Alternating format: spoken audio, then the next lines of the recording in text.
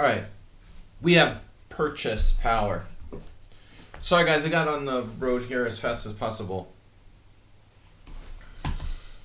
Purchase power for Mr. Coffee. First up, he is buying a Val. Alright, let's get it started. Mr. Coffee, first game and analysis here for Thursday. I am not on the right game yet, but I will be in a second. Chapter 7. We'll change that to coffee. Alright. 7 is coffee. 6 is anonymous dude. Alright. So I'm on coffee here. Alright, Sicilian, we're black. What's up, ABC? Alright. If your game is not in the list, that's because I haven't put it there yet. No problem. Welcome, everybody. We're analyzing games here tonight. Mr. Coffee's first. So, George, aka Mr. Coffee, is black here. E4, C5, Knight C3. Okay. So, as I was telling him last week, this is from the Philadelphia Open, by the way. This is one of his games. If you want to know the exact details.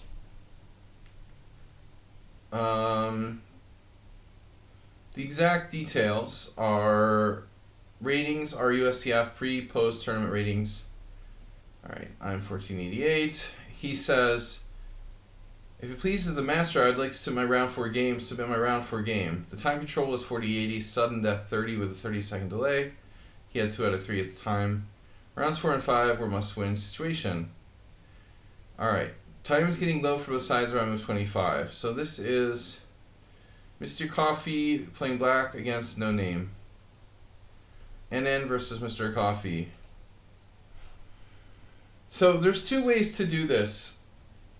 I'm not a big fan of A6, honestly. I like, if you're gonna play the Boldler, if White's gonna play the Boldler or something, I think A6 is more justified. But I'm just not really a big believer in the A6. So I think we're either, we should either play Knight C6 going to mainline closed Sicilians, or E6 trying to push for, control of D5, like challenging White essentially. It depends on your repertoire though. If you play the Knight or for the Dragon, then D6 is often played. Mr. Coffee, by the way, thank you for donating 1,000 bits. I know you're in a hurry to go to a meeting. It's not showing up. My feed is because it's not showing up on my feed because you donated before my stream started. Okay, Chescudo, welcome, todos. And who else? Hey, it's Miro. I hope you get better. He wrote me a message that he was sick. Siegbert Coffee. No need to rush. I just wanted to see live, at least in the beginning. But anyway, D6 is specifically for people who play the Nightorf and the Dragon, but even that seems sort of silly, because White could still likely play the closed Sicilian, so I don't really get it, honestly. Basically, there's a move order trick. So if I'm a Nightorf player and my opponent plays Knight C3 and I say, oh, it's a closed Sicilian, now I play Knight C6, they turn around and they play Knight E2 or Knight F3. So they can't do this chameleon thing where it looks like it's going to be a closed Sicilian and then they change their mind. If White plays Knight F3, I'm going to still play Knight F6, and after D4 we're going to go back into an open Sicilian. If Black doesn't play, D6 against the closed Sicilian, that sort of so-called chameleon move order can trick people out of playing Nightorf Dragon.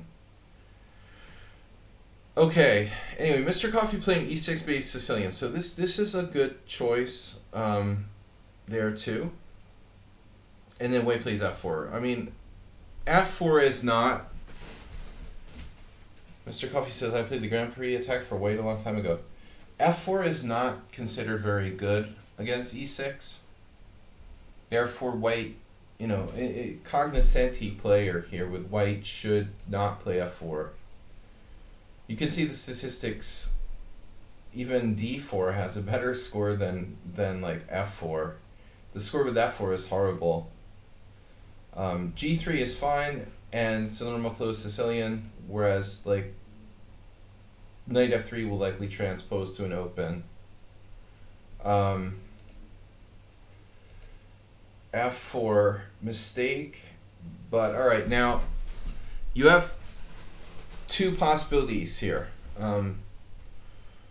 This was recommended by Richard Palliser in his book, which I have on the shelf somewhere, one of my few chess books here, Fighting the Anti-Sicilians.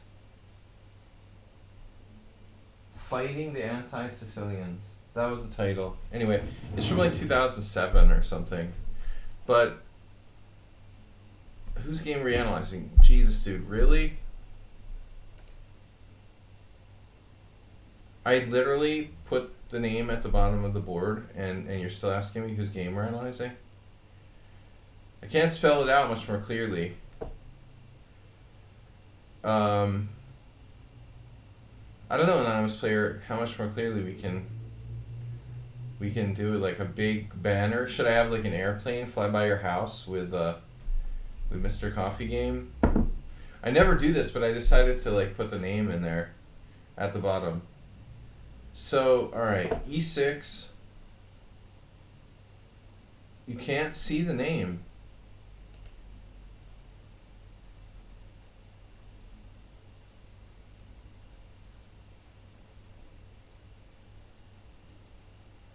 You can't see the name at the bottom. I'm watching my own stream on Twitch right now. Is your screen cut off or something? Or you guys aren't talking about the names? Are you guys on mobile? Oh, that green thing. Like the giant green letters at the bottom of the screen that say Mr. Coffee? Yeah, that's difficult to follow, isn't it? Oh, right. The giant bright green letters. Yeah, it just went right by you. Too obvious.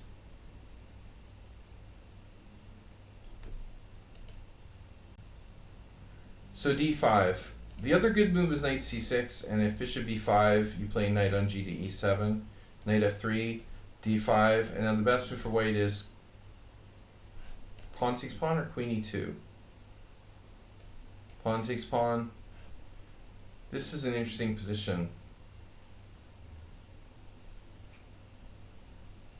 As crazy as it looks, knight takes d5 is also played, even allowing this like double Isolani. Double Isolani with bishop blocked in. That looks ugly, but even the score here is good for black. Interestingly.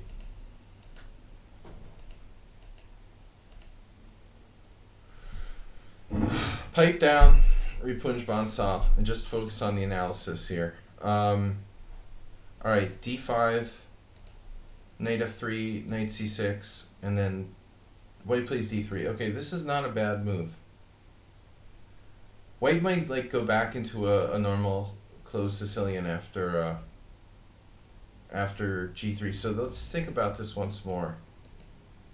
Mr. Coffee played d5 right away. White played that. Okay. So Mr. Coffee, I guess we should take on e4.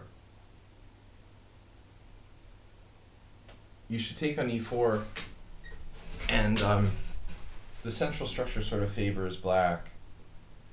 Pawn takes e4, knight takes e4. There's this idea. I like to think of it as it's the white side of a kind of Budapest gambit. I'm playing the white side of a Budapest gambit.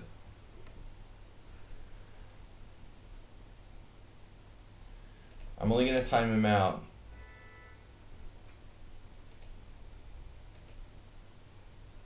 Putting a thing in the stream. Alright. Now I'm grumpy today. Tired today. I don't know what's up with me. Alright, so this is good, Mr. Coffee. I like this. Knight h6 is interesting, I would think. Popular with grandmasters. There's the routine knight c6, but why give him that, you know? This variation is even good. The straightforward approach. It's similar to Rubinstein French, but better. The f4 pawn is actually probably a negative for white.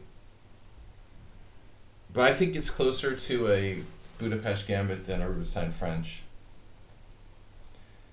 You're actually playing like a white side of the Budapest Gambit. A variation I like a lot, with essentially knight h3, e3. Well, I mean, you're not playing the Budapest Gambit. You're playing the white side of the Budapest Gambit here, essentially. It's a good variation. Okay, so you played knight c6, and then white played d3, and that's a sensible move. Now if you take what you take back with the pawn, and I think the ending is okay for white after queen d1.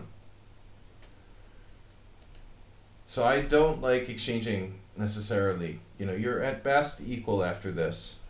But the question is, now we're going to see likely like a closed Sicilian proper with g3.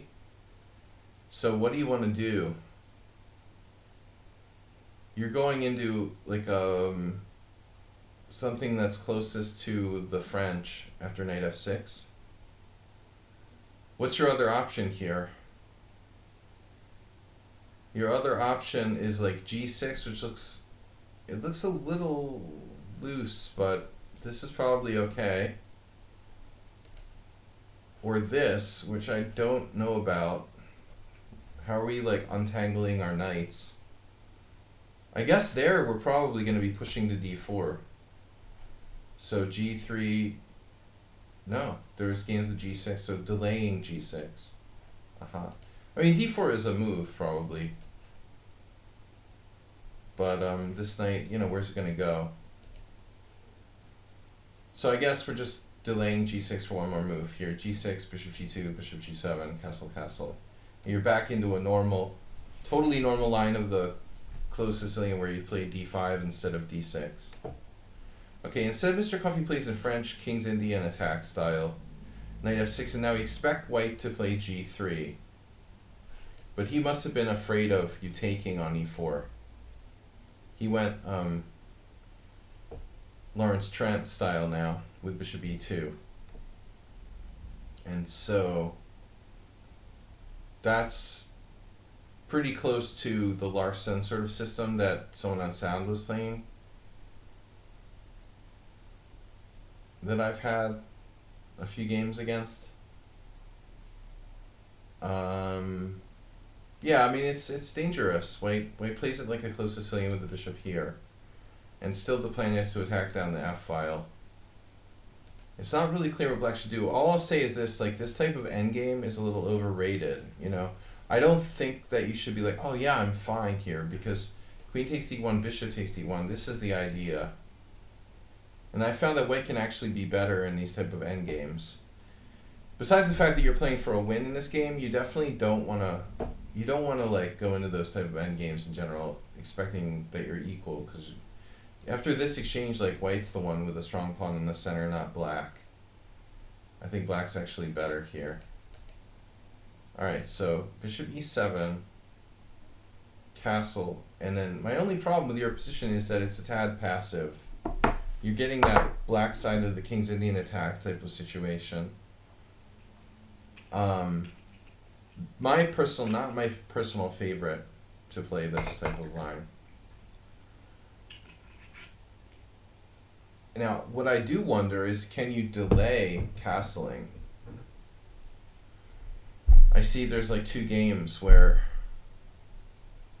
someone played b6.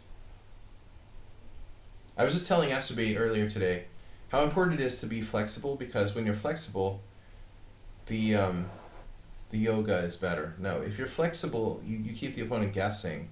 If you don't commit to castling kingside, he doesn't know if he should commit to an attack on the kingside.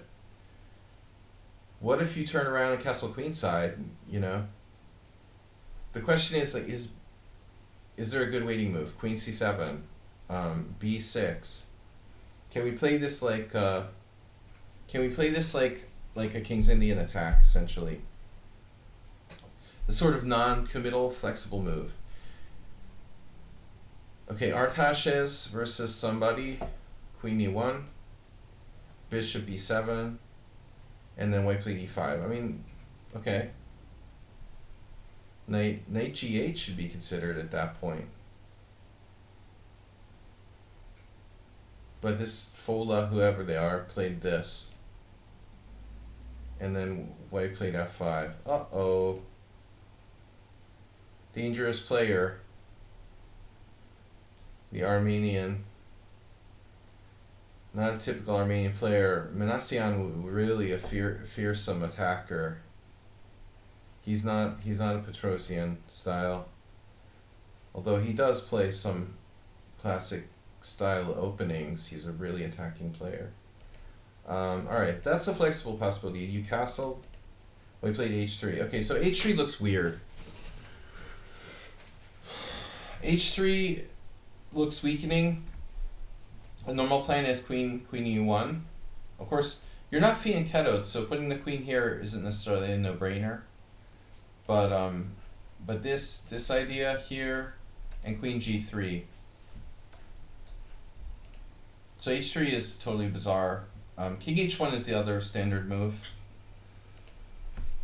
And other than that, you know, I mean, white could close the center, but I don't know if white wants to commit to that. Maybe if I was white, I would consider some sort of moves like a3 and rook b1, with the possibility of playing on the queen side. Right, no, I mean, it's 100% certain, dude. Well, no, it's not 100% certain. I would say it's like 80% certain he's going to go caveman. But there's maybe the 15-20% chance that he's just like paranoid of knight to g4. You're going to know soon if he's going to go caveman on you or not.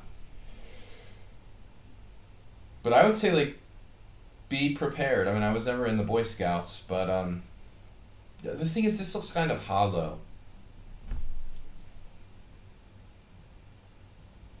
If he does do that, let's say g4, I would be looking to have, well, as the ABC points out, there is the possibility of knight h5, because this square is weak. But I think white can cover that with like the queen e1. You know, you could meet him with an f5 type of thing, like just blockading.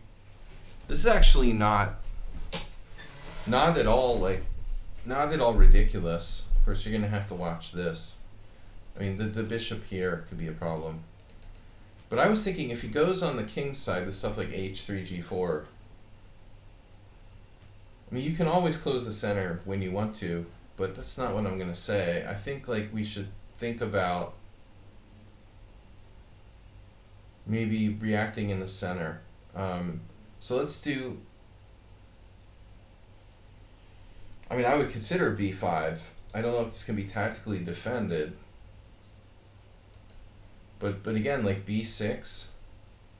If he plays g4, then I say, okay, then we take.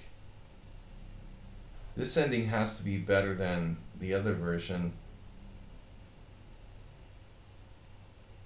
You're better developed here than in variation A. Even like this type of thing. And your knight can always go out here or back here. But let's say like rook d8 or something. I had a game like this against the what's not the Palmiachi, but what's his name? Novnici. It's like equal. You also have bishop a6 probably. I think the more he wastes time, the more this kind of endgame, knight e4 is possible. It would change the structure. Yeah, it's definitely a thing.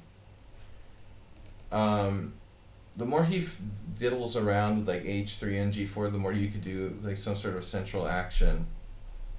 And knight d4 is a possibility too.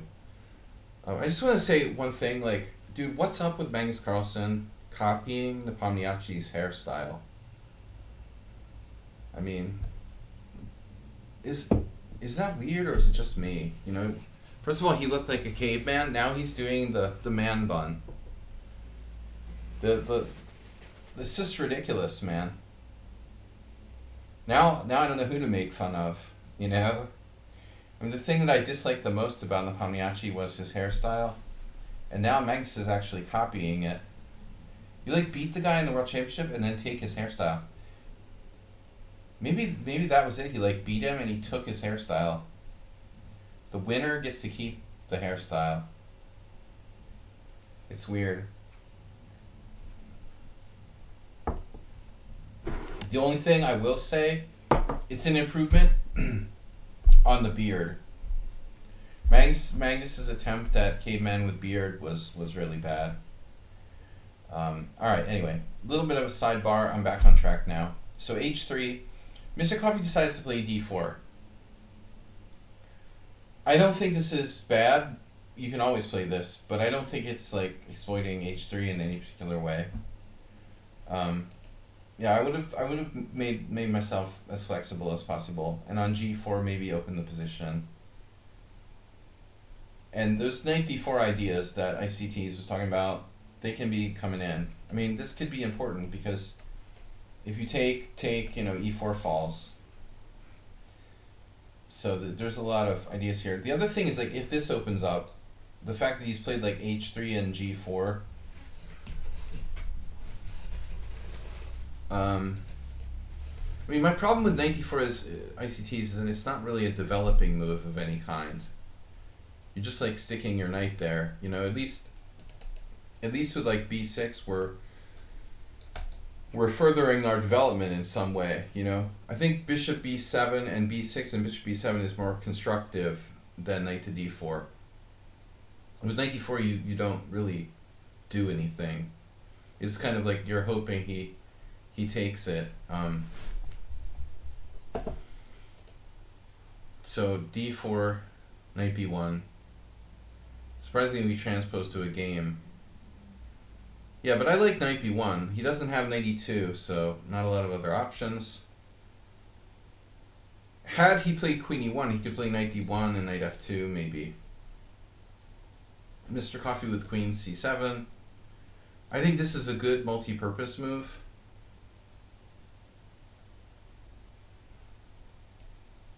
Highlighting this diagonal and e5, connecting the rooks possibly developing and setting up some pressure along the c line.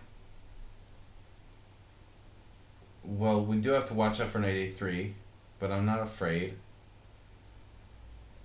And now a6, very standard move. Welcome move 11.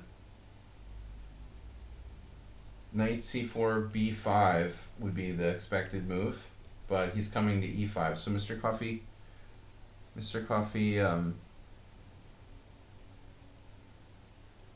preempted him with knight d7, which looks standard and looks fine. Now you're threatening b5. One problem. If you go b5, he plays knight e5, you take it, and then on bishop f4 your queen is trapped. So white, like, theoretically doesn't have to play a4 here. It's a standard King's Indian thing with the queen like getting trapped in that type of position. I guess the more important thing is like b5, c4 allows you to get rolling, you know, get rolling in the center down the c file. This is essentially more like a King's Indian than a Sicilian now. King h1. Yeah, I mean, I really don't know where white should put their king, because this diagonal is possibly going to open up. But I mean, h2 doesn't look too appealing at the moment either. I guess king h1, I probably wouldn't even move it at all at this point. I guess well, why did he play h3 anyway? I mean, does g4 make sense? g4, b5, knight e5, you know, this is what I'm saying. Knight e5, knight e5, knight e5, pawn e5. But some really bad shit could happen here. Like, what if black plays g5? You know, sometimes bad things happen to good people, Mr. Coffee. Right? He could lose his he could lose his e5 pawn for reals. Based on the trick of this, right? Queen takes, bishop f4. Your queen isn't actually trapped here, by the way. You actually have f6. But I guess that's not good. Not the greatest news here. You'd have a draw in this type of variation. Check with perpetual. Alright, anyways. King h1, b5, and then knight d2. Okay, so the guy, you know, misevaluated or didn't think this was possible. But let's see. If knight e5, knight e5, knight e5, knight e5, pawn e5. Now queen e5, bishop f4 is a problem. But I mean, this may be too much of a liability. Well, in the long run, you know. I'm not saying you have to play g5, but he's going to have to worry about that forever. So it's probably not a good situation. I mean, which means, in short, that white should have played a4. And, try to play a5. You would have to play b6. Then you could play something like king h1. And then you could play maybe rook b8, or some means of threatening to play b5. Let's say bishop b7. And then white, maybe bishop d2, b4. Where's the knight going to go, you know? It's a complicated position. There's not a lot of g5, h4. Anyways, yeah, maybe. Alexandrovich. Alright, so he plays king h1, b5, and then this. So that was kind of bad, right? Now white just wasted time, and he's going to get c4'd, essentially. I mean, this is the break we want, right? This is the break white wants. This is the break black wants. And we want to get through c4 and maybe knight in here and hit these. We're trying to kill him down here. We want to get in and eat our way through to the other side. That's how the King's Indian works. Patronymic. So bishop e7 looks like a normal move, and then white played e5. So I don't think that white's plan, you know, was really to play king h1 followed by e5. I don't know. That looks slightly inconsistent.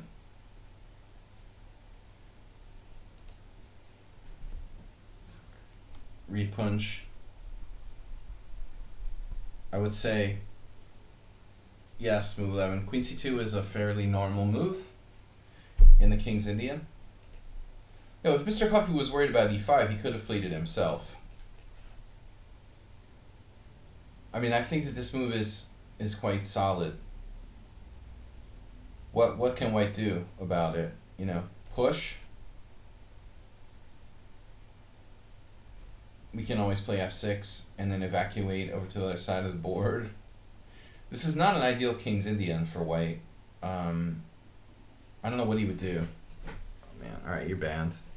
Anyone who challenges me to bullet is like automatically banned. Banned, blocked, whatever. What are you even thinking? So e5 takes, knight takes, knight takes, knight takes, knight f3, and then like bishop d6, when black is probably a tiny bit better. This looks like one of my games with like Augusto in the Dutch or something. It is a Dutch, ultimately. So Mr. Coffey, there's more than one way you can play it. You know, you could have played e5 yourself. I like this though, playing for c4 more and not simplifying, because e5 simplifies.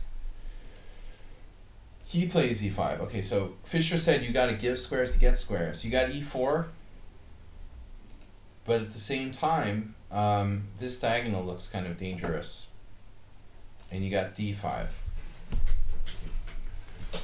Mr. Coffey, I can never overstate the power of development. I guess if I were you, I'm looking for possible pawn sacrifices, like positional pawn sacrifice. I'm thinking about standard moves like rook c8. I'm thinking about rook d8, which will play also along the sort of c4 ideas. and maybe rook f d8, but watch f7. Rook f d8 looks riskier than rook, a d8 or something like that. But you really need to get in like c4, because ideally I'd like to get your knight to c5 here. Clearly the concept is knight d5, pressure on c2, maybe even taking that. a3, weakening the queen side. There. Knight e4, and okay. So what do we do now? Anybody in favor of knight b8, knight c6? Do I hear knight b8, knight c6? Slow, right? Do I hear c4? This is weak. Do I hear knight d3? Though that's an idea, if you get this type of situation, white has to give up their dark square bishop, which is like their best minor piece. There's an element of automatic compensation to some degree, but I guess the pawn is probably falling. It's not clear we'd have enough compensation. But this is definitely, almost working. So if you play something like rook d8, I think you can maybe be setting it up. We're setting up some sequence of these moves. What I'm going to say is Mr. Coffee should look first for natural plans like c4, knight e3, rook d8, rook c8, and then do look at what he did here. This is a very, very natural move, but also more double-edged, because he's attacking the head of the pawn chain, and Inzovich said that's not what you're supposed to do. So this is not as fundamental as playing for c4, but I think it's also a question of calculating concrete variations. You're slightly weakening your king side, but you're taking out his strong point on e5. I would say it's probably good, but it's not something I would enter into without calculating. Takes, pawn takes. Or what are we going to do? Knight takes, you have a weakness here. Your king side is more weak than it used to be. Possible knight g5. So I think this is the way we want to recapture. But then, if this situation is tricky, this is under attack. White might have f5. And if we get to this type of situation, the position will get real locked, and maybe white has a kingside attack. So I don't know. When you play f6, of course you could also consider f5. If he takes, this is a strong consideration, but your king is open. So you played knight on 7 takes. Knight on 7 takes. What about the other way? Knight on 5 takes. Keeping e5 protected. I don't like this that much for you structurally.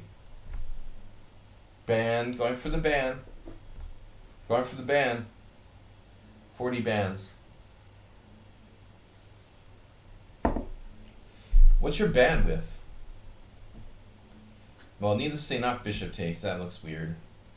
Objectively, even that wouldn't be that bad. Alright, this makes sense. What are we going to do about this and this?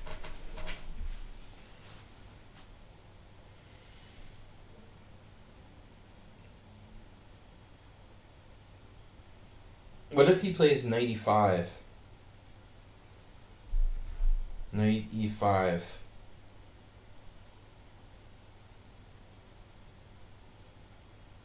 I don't like our pawn structure, but I do like getting rid of that powerful pawn on e5 that he had. At the same time, I don't really see what your forward plan is here. Takes, takes, and back. And now this is overloaded. Yeah, this just might work. This just might work. So You play knight takes. If knight e5, you snap e4 and then go knight f6. He tries to attack your e6 pawn. You should be able to protect that and just like win the pawn on e4. In other words, something like this. Probably this pawn is like just falling and black is better. Okay, so that's that. If he takes, you've got like rook takes, triple attacking this. So he plays knight g5. f4 is hanging, but e6 is fork.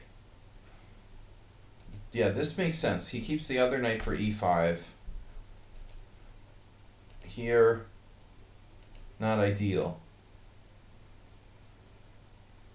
Do we have another move? Dude, I mean, sacking an exchange is not a big deal. So let's look at knight f4, bishop f4, queen f4, knight takes e6. Do we have anything here? The super strong bishop. I mean, I have to say, like, you're real close. I'm real hurt.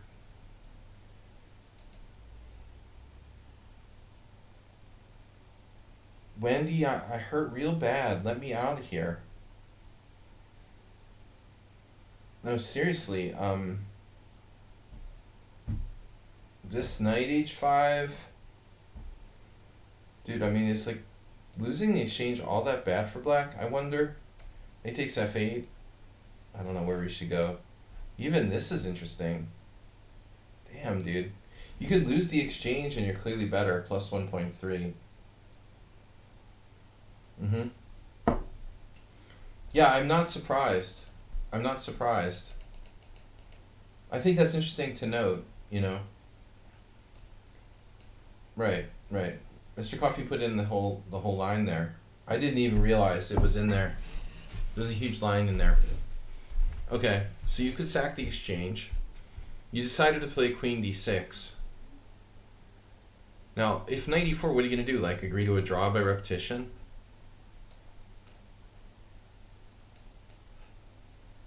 How is black better, though? I mean, the e3 square and like mating threats with knight h5, knight g3. It's only a matter of time till like black would probably win back their material with interest. With queen e6, he could reevaluate. If knight e4, queen c7, knight g5, you could play a different move maybe. Queen b6, not ideal. I would sack here, yeah. I think you have to try to play for a win. This looks like legit, like your only way to play for a win. But it's also the best move. Luckily, you played queen d6 and white did the what? I'd be like, what? What you talking about, Willis? I'm sorry? That's a totally random move. Very random. Pretty random. Anyway. Okay.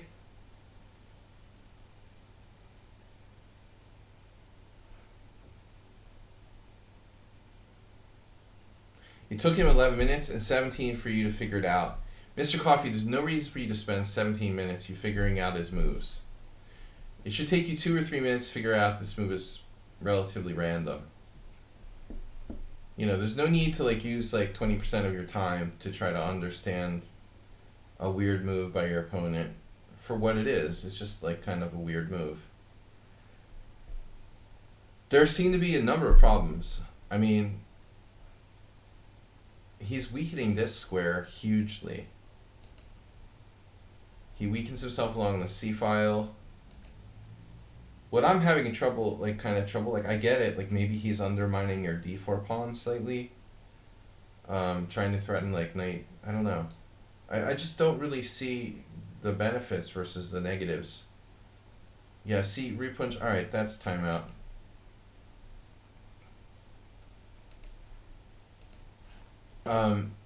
It's not about the pawns, man. Go back, buy a Parker Brothers chess set and read the manual about material values. I don't even want to win a pawn, dude. I just want to understand the position, and this is not about winning pawns. Do you want to take this pawn and like activate white's bishop on c1 to the a3 diagonal? I think there's more important things going on here. This, this, the C file, the long diagonal here, possible knight h5, and Ripunj is talking about winning a pawn. You know, like what winning a pawn? Like take, take, take? That might be possible, but it would certainly be like one of the last things I would seriously consider. There's too much other stuff going on here to be thinking about like winning a pawn. Maybe the capture is best, but it doesn't mean we have to capture a second time on b4. I mean, this is like kind of decoying our queen, right? I mean, I think this is possible.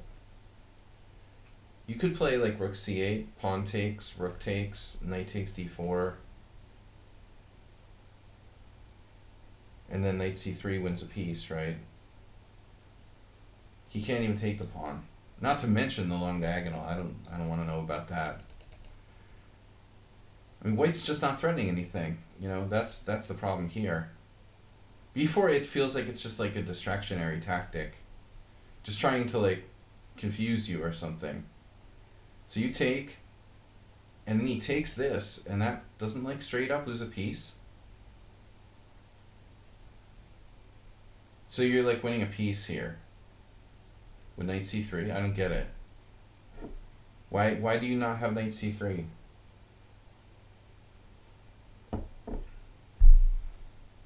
Knight c3, queen e1, queen d4, knight takes e6.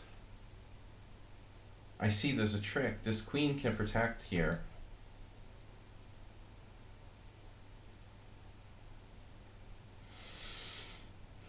Oh man, you have queen d7.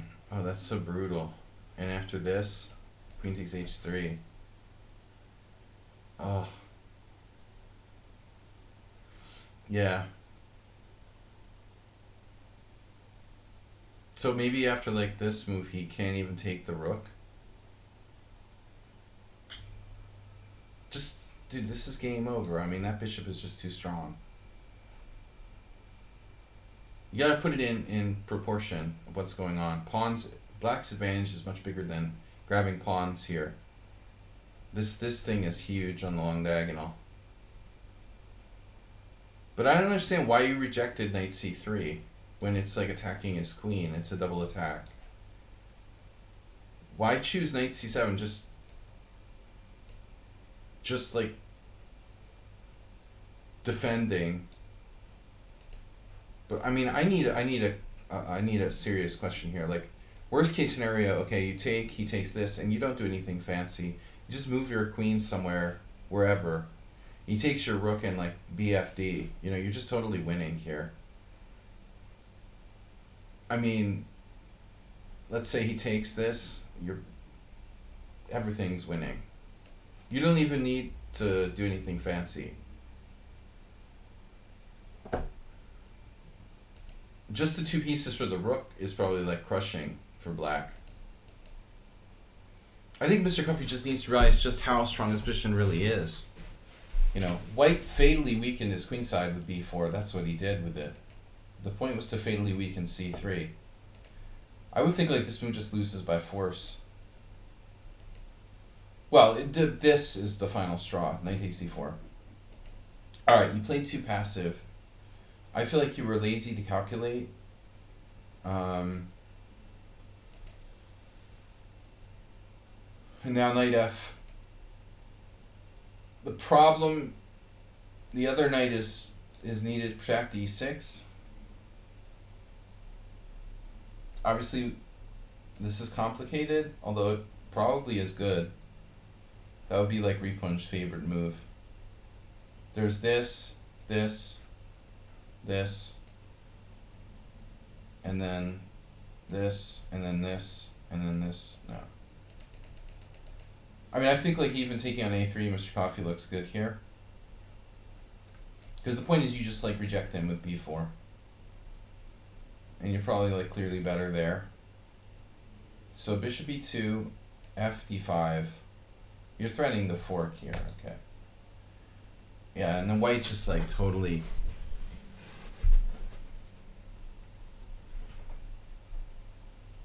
Doesn't have anything.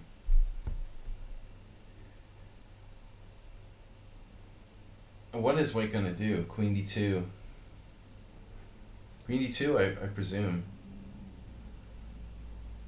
Seems to be a defense of sorts. What if white played bishop f3? Well, he just never quite has time for bishop f3, it looks like. This is hanging. I mean, you could play bishop f3 here. Okay. Yeah, okay, maybe you have a legitimate question. Like, white could play bishop f3 there. Queen takes d4. Bishop takes b7. Queen takes a1. Bishop takes a8. Rook takes a8. Yeah, this is unclear.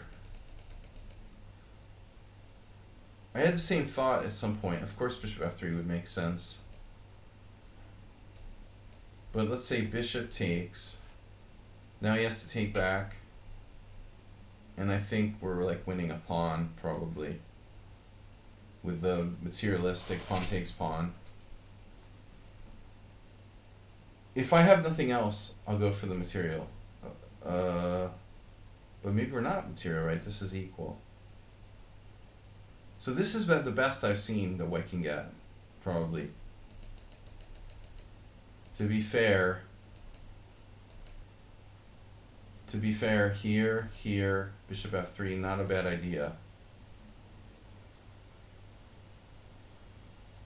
Queen d4, bishop b7. Maybe there's a problem, right? We need to analyze all the possibilities. This one's material. Yeah. White loses a piece. Nice try, bro. Yep. Alright, doesn't work. So bishop b2, knight f d5, threatening the fork. Now why doesn't white play queen d2? He plays this, and then it's just fork. And we're winning the exchange, at least. Yeah, but I mean, and this is the bare minimum.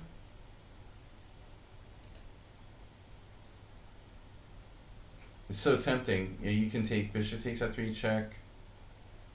Everything looks good. I think you're just winning material. This is like pretty nasty. Knight takes.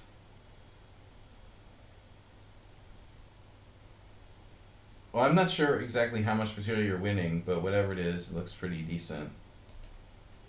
Knight takes here, check. What are we getting out of this? King h2. Ah, bishop f3. So that's actually a good move, no? Wow, bishop f3. Yeah, I'm not sure you got more. I mean, what's the maximum we can get here? This would wreck his like king safety. Bishop takes is definitely worth considering. You know, you're just like trashing his king safety. Here, what's your best option?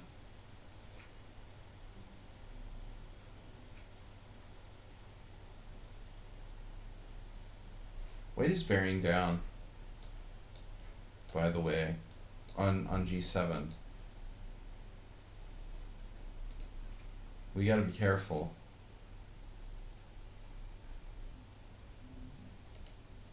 Knight pairs better with queen. Anchovies pair better with white wine. So, yeah, this is finally neutralizing the diagonal. My fear here is you let him pull a fast one and like get a position he could survive. I mean, what did you get after all this? What are you up? What are you menacing? E5? Feels like you didn't get that much. You're up like a pawn. Bishop takes f3, rook f3. You didn't get as much as you should have gotten there. I don't know, I feel like I would have rather won the exchange. I definitely like bishop takes g2 check.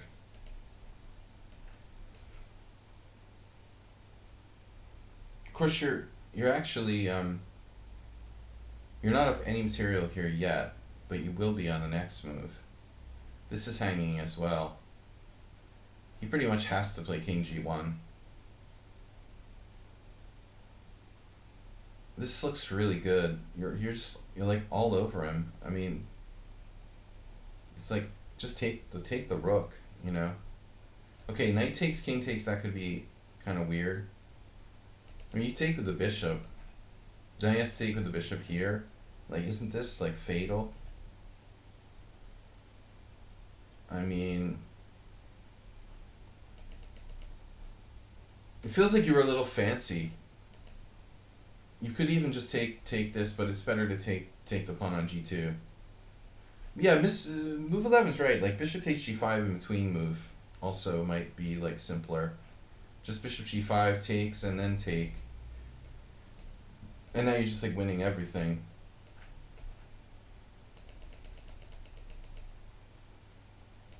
Yeah, so after this, you could take on g5, and I guess he just like can't recapture.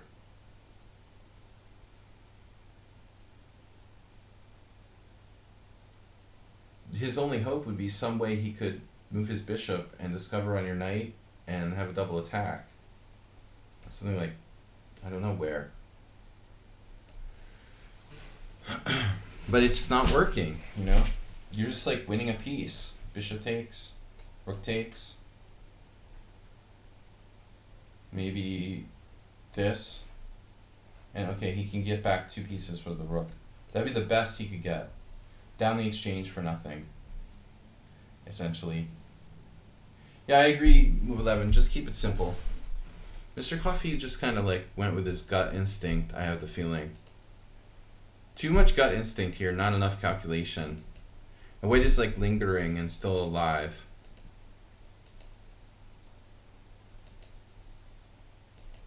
Now you take. And now there's mate on g7.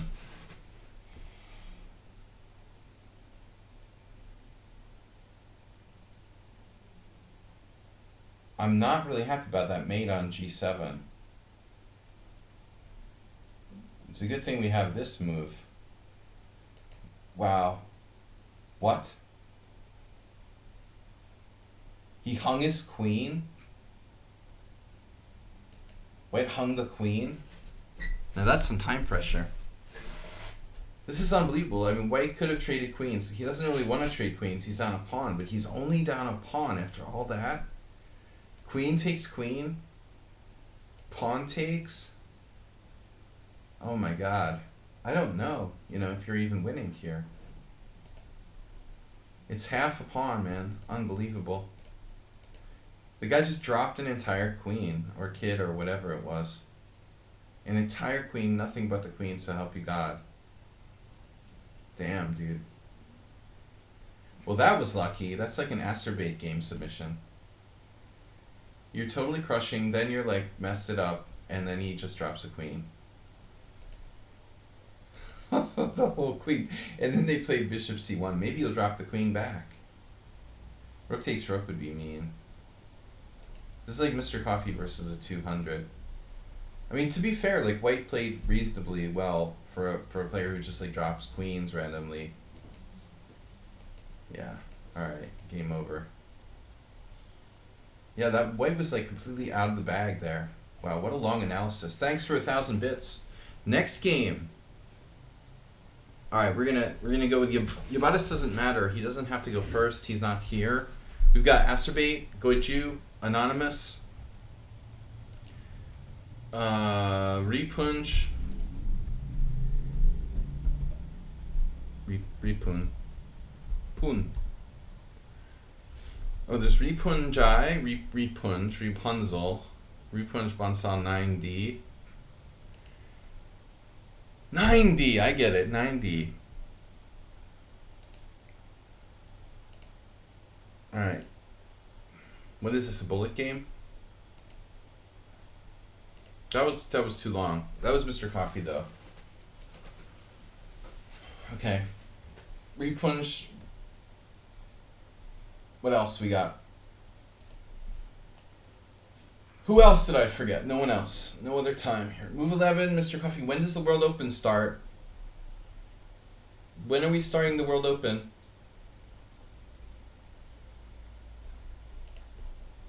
ABC, why aren't you in the list? I don't remember. I don't remember getting your submission. ABC Fisher. ABC underscore. Last week for today? Oh god. I forgot to put it in. Alright. You guys can see all my hate mail. Where is it? Nefedov. Dude. Where is it?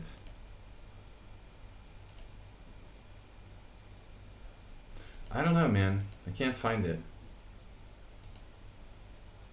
Why is it not anywhere?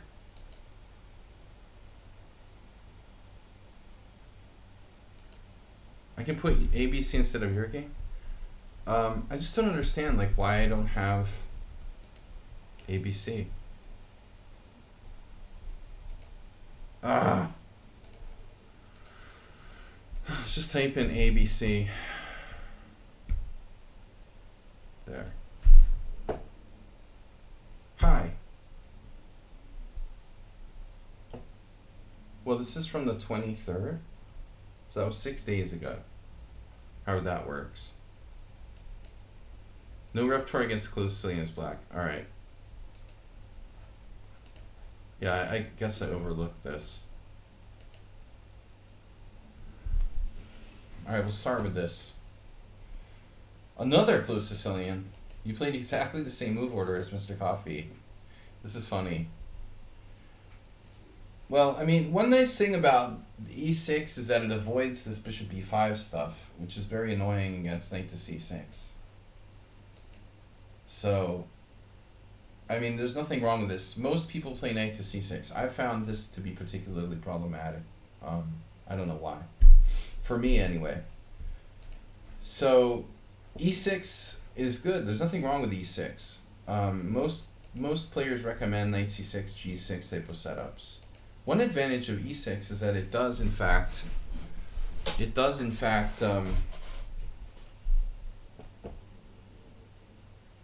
I think it really takes any sort of value out of f4. Most of the value out of f4. They play it anyway. Once you play e6, white should play like Morales, who's very good in these. You should play like knight f3, knight e2, or g3. You know, I think f4 is the worst move white can play here. Of the different closed Sicilians. I mean, like even some kind of weird sort of d3.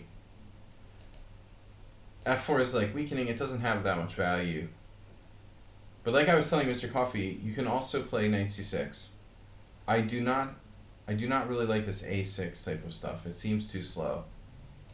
So either you play knight c6 on bishop e5, you play knight on g to e7, or you play like you played in the game, same as Mr. Coffee, d5. And now this is interesting because Mr. Coffee's opponent played what? Knight f3? Knight f3, knight c6? Would you say I could play e6? Yes, e6 is a good move. After d5, you're threatening to take here on e4. So, white has some problems.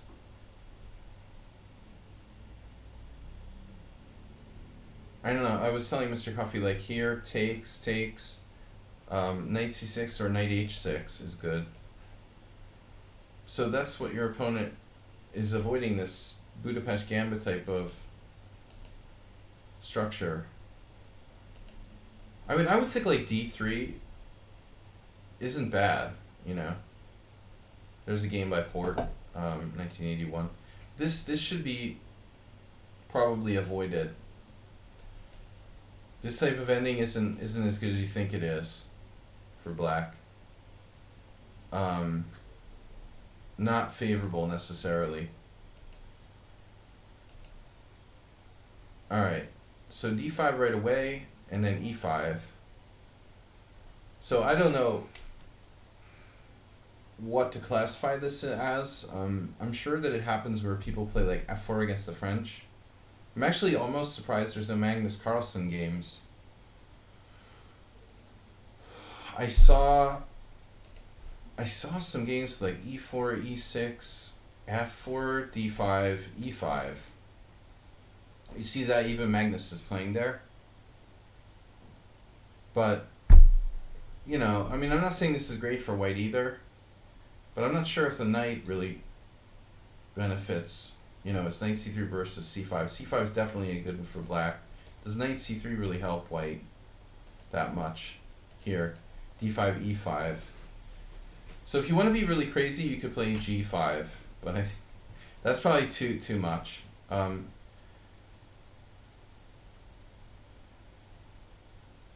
There's a lot of different ways to play this. I would say a6 is reasonable. Prophylaxis, taking control b5, knight h6. The standard sort of knight c6 is probably the main move. You could certainly play bishop d7, knight e7, even h5 is probably worthy of consideration. I don't know what the best move is though.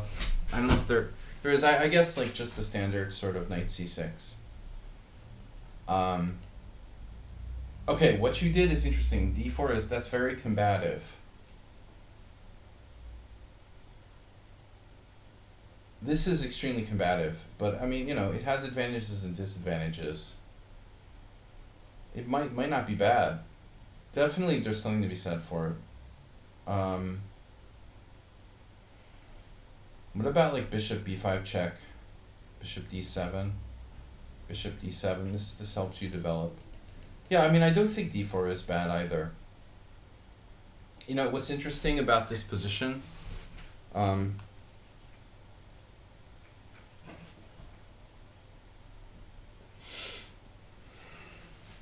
what's interesting about this position is that no one amongst the masters in 22 games played d4. Yeah, it's still not a bad move. But I think they had the same feeling as me that the move is a little like inflexible.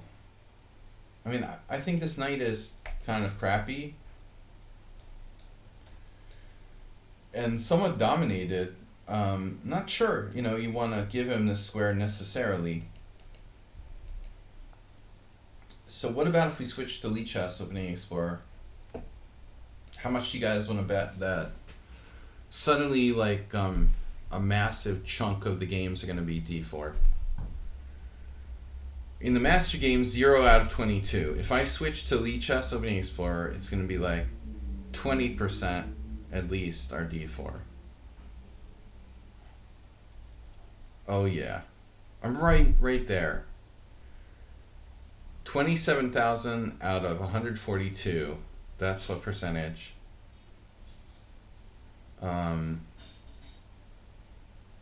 It's right around what I said. Barely no one? What do you mean? It's like exactly what I said. It's the second most popular move. No, it's exactly what I expected. It's like 20%. Most people play the automatic knight c6, but in average players, this is very attractive. Whereas 22 masters, no one played it. But I think it deserves credit. You know, at least like if you played 100 games, if there were 100 master games, you'd start seeing some d4s popping in there. Yeah, it's funny, Mr. Coffee. So knight e4, and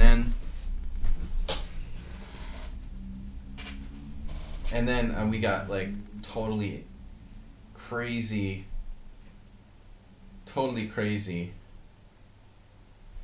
psycho move, f5. Mr. Coffee prefers f6 personally. f5 is surprisingly popular amongst the cognoscenti amateur players. It looks playable but slightly anti-positional to me. I think you should take en passant anyway, which is the most common move. No, I wouldn't play f5. You know, I think you make your bed and you lie in it. There's a lot of different ways you can play. You're gonna have to live with that knight on I think you'll have to live with the knight on e4 now that you've done it. But I get it. Like, this is why you played d4, I suppose. I would live with the knight on e4. Anyway, f5 is interesting. White should take en passant. He didn't know about the en passant rule. Now, I realize, like, this is insanity. So you would have to take with the knight there. And I don't love black's position, but it's playable. You know, it feels like you've weakened your pawns a little bit. I don't trust f5. You know, fortunately, white played knight f2, which is kind of lame. You know, and I think that you're okay now. It was a weird plan, f5. I think you should just play like normal moves. Knight c6, knight h6, knight f5, bishop d7, bishop e7, h5, b6, you know, whatever. But f5 is just kind of extreme. And this is my problem, you know, pawn takes pawn. Well, no, I mean, there's nothing wrong with, you have a good position, but you made a very committal move, and then maybe there's nothing wrong with the opening system in general. So you have to be patient here. E5 is not considered even like white's best move here. This is like a side variation. So d4 here, f5, knight f2. Now your position's okay. Knight c6. Where's your knight going? h6, f7.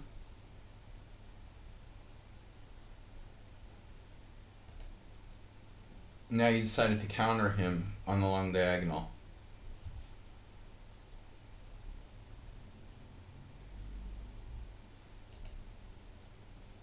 But there's also something to be said for the more compact bishop d7. My main concern is developing the rest of your king side. I would think like knight h6, bishop g2, knight f7. And it's plausible that later on you could play g5, but much later on maybe.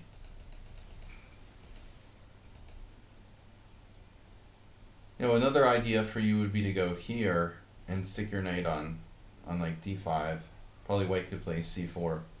Doing what you did on the other side, and then we have a totally locked, symmetrical sort of Tetris thing going on there.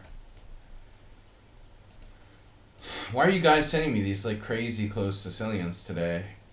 Alright, knight f3, bishop e7, g3, b6, bishop d, blah blah blah, castles, queen d7, d3, knight h6, bishop d2, castles.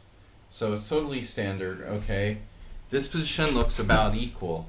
What it is a Dutch. It's like a Dutch close Sicilian.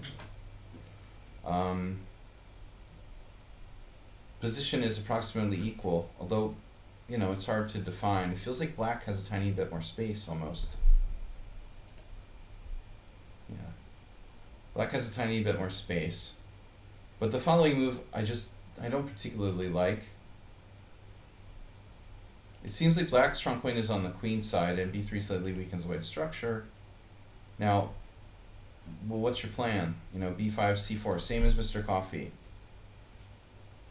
If you can get it, you want to break with b5, c4. Put the rooks here, and we go down the center, or down the c file. Alternatively, you can do g5 and play, you know, against the grain, against the strong point.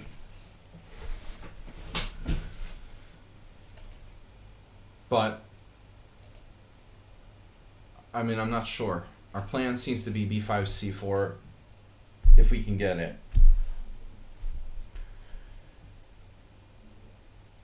First of all, it seems like you should play b5. If a4, you gotta be prepared for a6. But the plan, you know, is to play c4 for black. I would think. That's the classical way to play this position. You're playing a queen pawn game with white, and your problem is, much like Mr. Coffee, that you're an e4 player who's being forced to play a queen pawn game with the white pieces. You know, you're black theoretically, but that's you can call it what you want, but you're basically playing white in a Dutch here. And so you don't know the standard sort of plans that you would play in a queen pawn game with white. This is a King's Indian. Everything is a King's Indian. The Dutch and the King's Indian are the same opening. I don't know that like Nakamura would disagree with me. You know, he plays both. I mean, essentially the King's Indian and Dutch are the same thing. It's a closed King's Indian. We want to break with c4 and bust our way into the white position. Are we doing the right rook here? You know, your first thing you've got to make sure is like, are you going to do this? Or are you going to do g5 or something? g5 could be possible. Knight f7, king h8, get g5 if we can.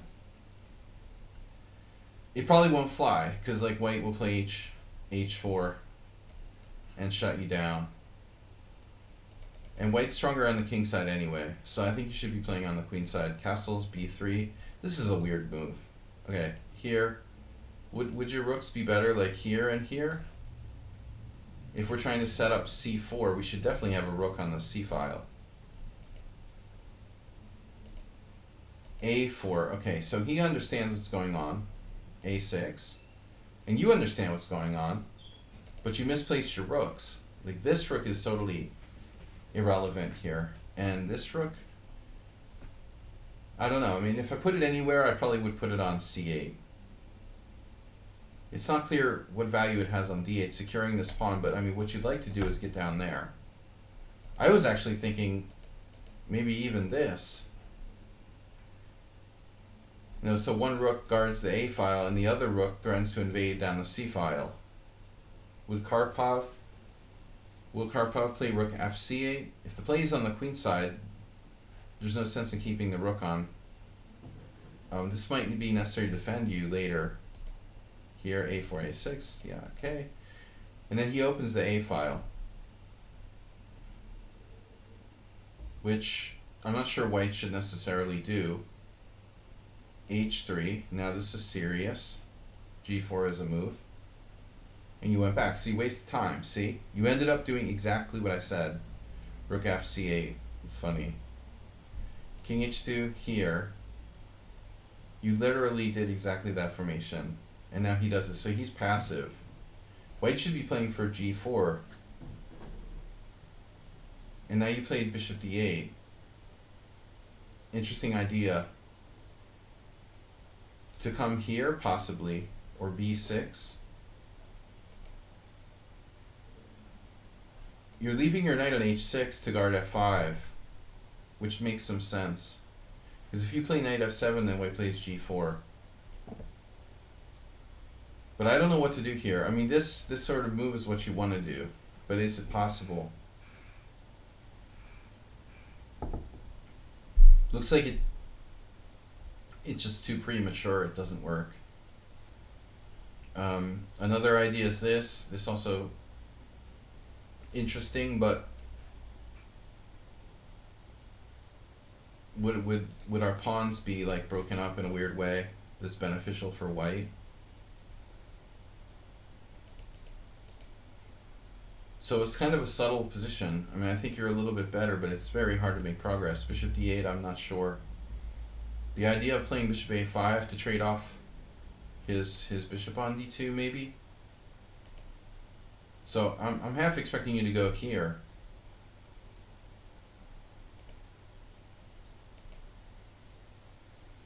Now you're talking. Now that's the true idea with bishop d8, wow. I mean, I have no idea. I guess I have no idea what he's doing with bishop e1, but maybe trying to migrate over there. This is your real idea. Okay, knight e7 to come to d5. Does it make sense to talk about good and bad bishops in this position? It's almost like there's two halves of the board. Like this is a good bishop on this side of the board.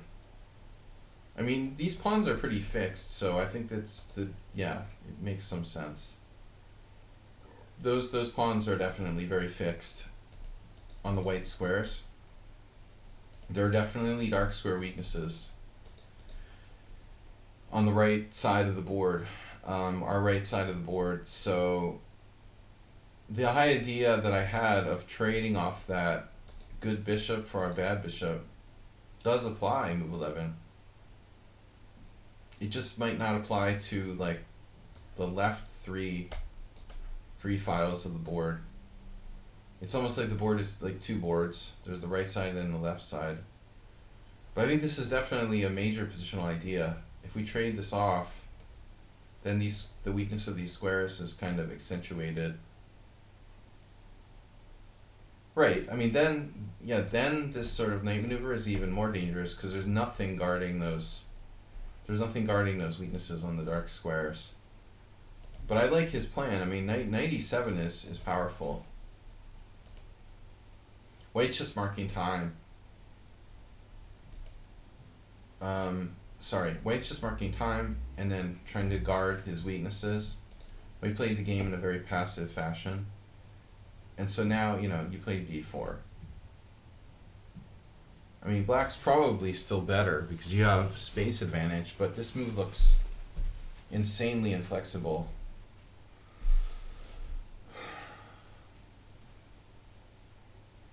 I mean, ultimately, like, what we really want to do was break in the King's Indian style with c4. Alternative to that was the idea of, like, playing for weaknesses on the dark squares. But I think black has the upper hand here, and black should be as patient as humanly possible. I mean, if you exchange rooks, rook takes rook, rook takes rook, rook here, rook takes rook, bishop takes, white grabs the a file, it's probably not ideal, But I still think that black has the upper hand on the queen side. This is very inflexible to close it up with b4. I wouldn't do that, I don't see a reason to do that. Like, is he threatening to do what the guy did with Mr. Coffee? Is white threatening like b4? Because that's a thing, I mean, b4 undermining your pawn structure could be possible. But let's just say you play king h8. I mean, is this a thing? Is white able to play that? Well, maybe like this or something. But not this, right? After knight takes, Well, actually there, he even has queen takes b4. Well, needless to say, alright, at this point you've maneuvered your knight, so if you really think that b4 is a threat, then you go back. And now b4 is definitely not a threat, because like take, and you're good. You should prevent b4, but not by playing b4 yourself. It's too committal. And I mean, I still think you're better. The space is space. But be more flexible. Okay, bishop c6. Here. And see, now there's, that's a nice move. He's got a hold there he can use.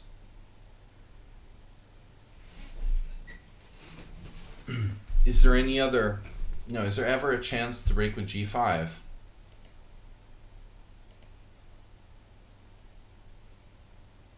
Now you're secured, so you could try to trade rooks and take over the a file.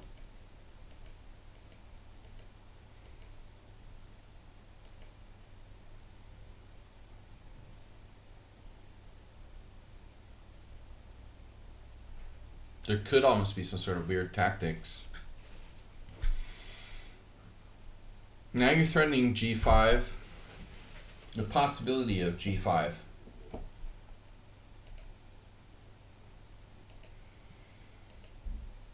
If anyone submits a closed position, they're banned permanently after this. So there's like your kind of good bishop. Your queenside good bishop traded for their kingside good bishop. Knight c3, and now the default capture toward the center, right? But in an endgame, maybe we like the pawns being more outside. I mean, I think there's a lot of factors. Could this pawn be mobile? Could that pawn be mobile? Could we use the d4 square?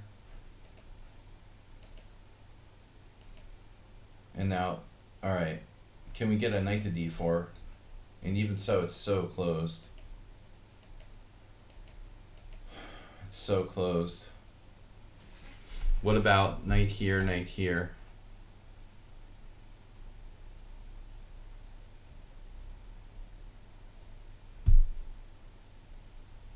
So if knight b6, he has double threat.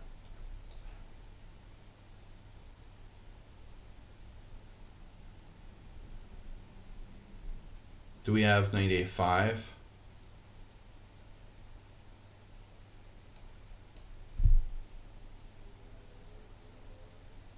Check here. Knight takes. Bishop takes. Bishop takes. Knight takes b3. No. No, it's not working. Are we in trouble after knight b6? Okay, let's play king e8, knight here. And are you gonna have to do this? You're gonna have to do this? Seriously? Bishop takes d4, pawn takes d4. This knight luckily has a place to go. King here. Or let's say knight here. King here. Like, how is knight still trapped? So it's a draw. I would assume this is a draw. Yeah, it's a bad bishop, but it's a bad knight too. Yeah, so this is what happened basically. Yeah, it's a draw. I wouldn't screw around here though, you know. You should probably just play like h5. Because I'm a little bit worried about him having a break with g4 and h5. Well, he could play h5. Unfortunately, his knight is trapped, so maybe there's nothing he can do with it. But I would wonder about this. I guess you have g5 if takes, knight d6, bishop d6, pawn d6, king takes, king here. See what I'm talking about? I mean, this could be dangerous. So if h5, you play g5, and now things start to get tricky. Because if you take, you know, if he takes, you probably have to take with the bishop, and then his knight gets back in the game. And so the thing gets a little bit complicated. Now that looks like a problem for him, actually. Maybe this is actually favorable for you. The computer's still claiming it's a draw. Anyway, yeah, I wouldn't think you should risk it, and h5 is a draw. Okay. Interesting game, but too closed. No more closed Sicilians today. Next game. Thank you, ABC. Next game. Closed Sicilians are banned. So we said Anonymous was next? Ubatis was waiting? Who's next? Why was Anonymous next? Who was next? Asterbate? Did anybody like donate to go ahead? I need to change the name here. Asterbate game. Acerbate's brilliancy.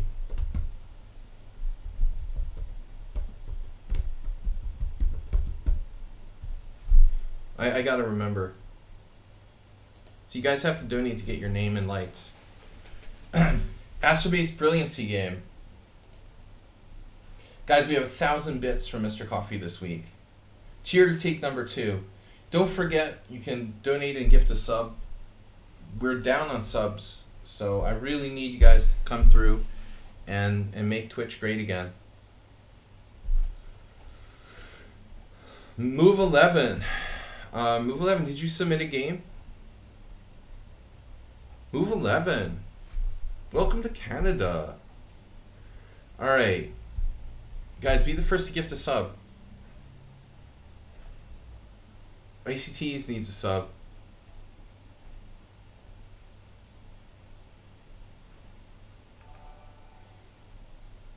Asterbate just gifted tier 1 sub to Less is More Julian.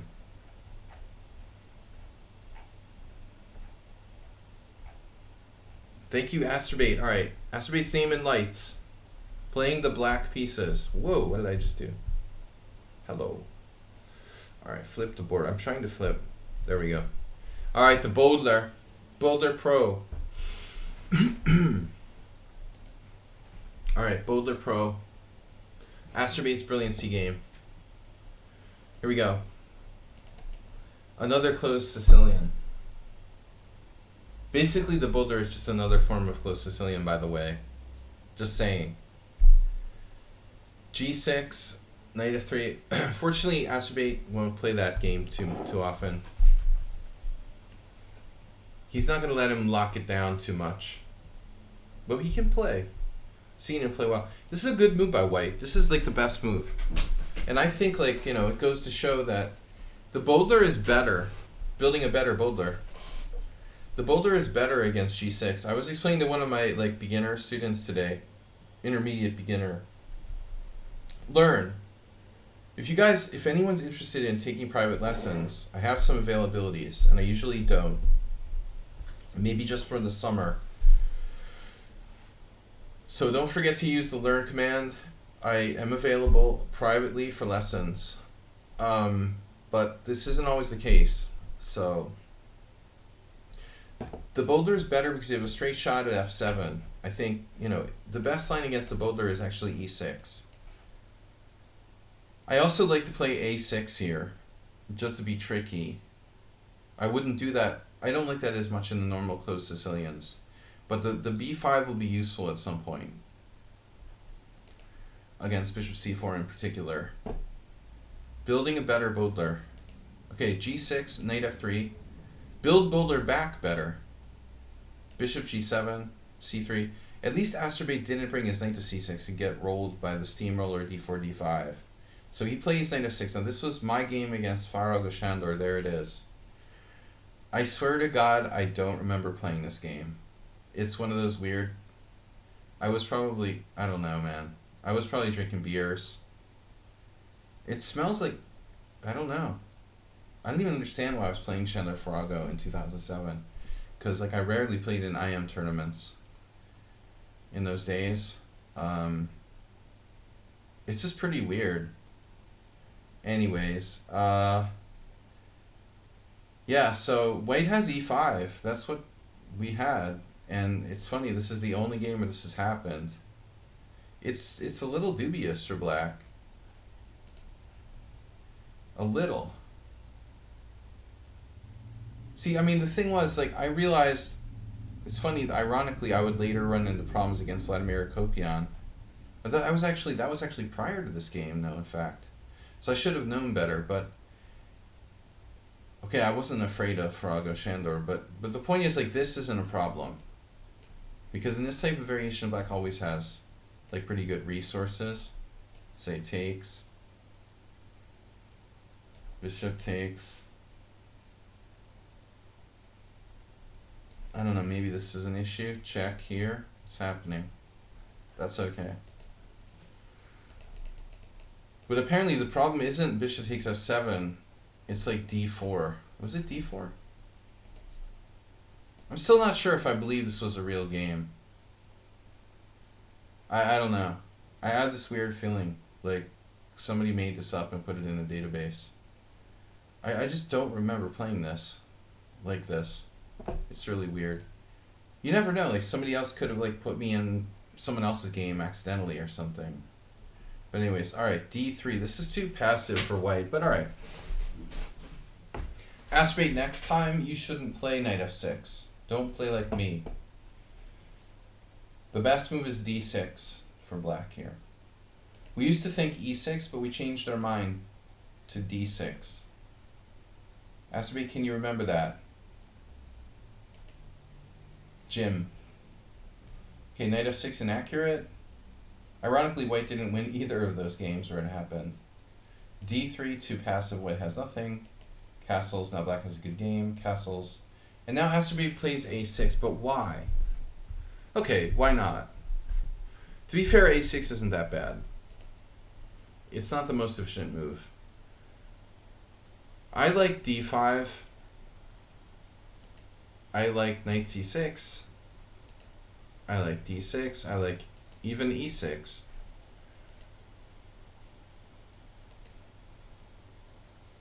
And then White played a4, and now I played d6. But it's more aggressive to go for d5. I think this pawn is a little weaker now, because it's harder to play d6 without weakening ourselves. But you could still obviously play d5. Rook e1. Knight c6.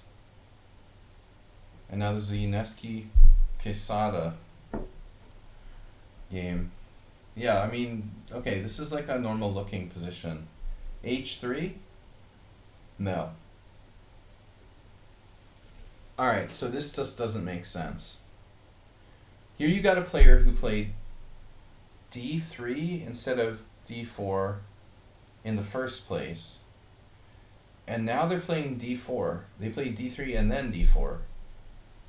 So they're thinking like on the basic level, like I protected my pawn, so it's good.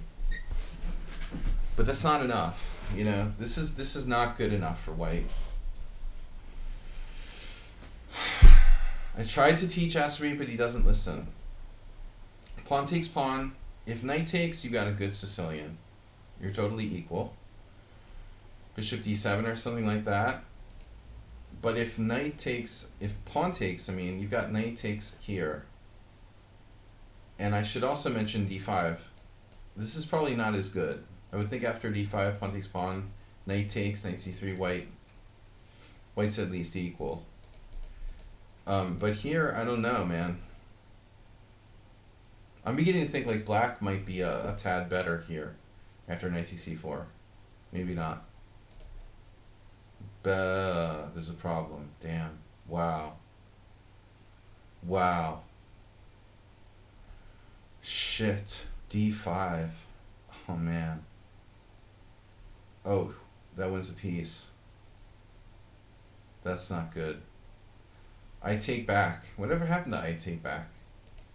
Well then, I guess knight takes c4 is not a good idea. That's a nice trap. So both knights drop, and you can't fork white. You lose a piece for 2 pawns after knight f2. Wow. Okay. Well, aspirate d5 is option 1, which like maybe close to equalizes. I think this equalizes. And then your move is interesting. Okay, bishop g4. Bishop g4 should be played like after exchanging pawns, though. This pawn, you know, he's going to take with the pawn, and this square is kind of weak. And then you play bishop g4. And then you're fine. You have a good game here. Very good game, in fact. Now black has got to be better. Probably white should play it safe and play like knight takes, but it's totally lame. But aspirates bishop g4, I think this may not be as good now.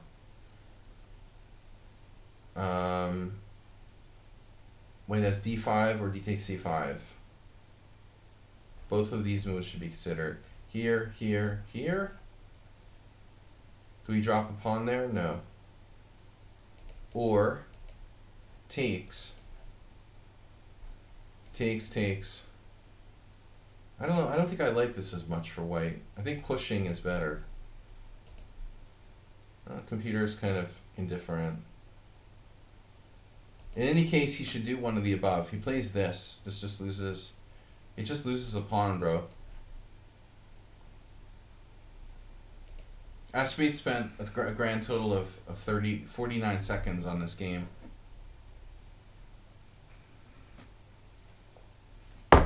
Alright, that's it, Skull. So, creative move, Astrobate, but, you know, you're missing the obvious, dude. You're winning a clear central pawn. You gotta start calculating and stop playing on I keep saying this to everybody. You've gotta start calculating and stop just playing on some kind of, like, bullet chess, like, instinct.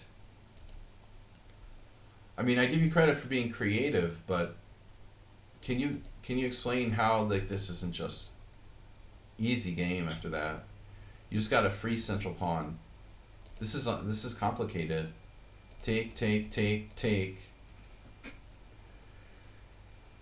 And now white could break the pin or try to take the pawn on d5. Now you're taking on d4. Now you can take on c6, which is what happened. You take back. And now you can take back with knight of the pawn. Knight takes d4, and you are down a pawn.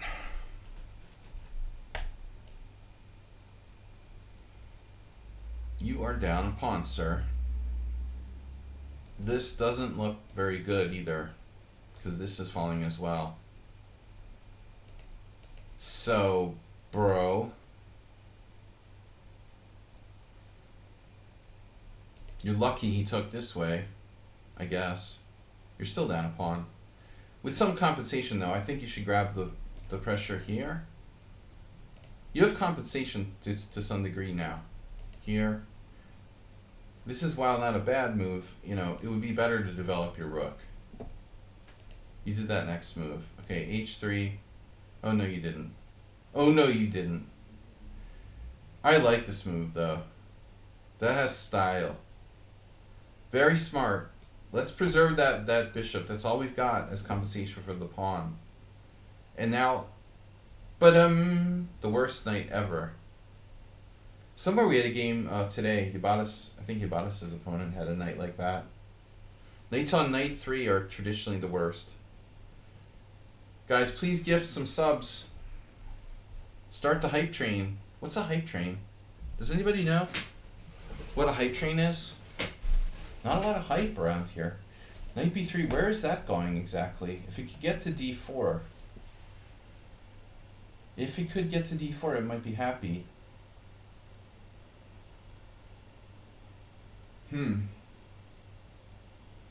Yeah, I guess it's better than I thought. What should we do? He can play d5 and then bring his knight into d4. So you played this, and there's a case for this move. As weird as it seems. As crazy as it seems, Astrobate is taking the d4 square away from his knight. This knight.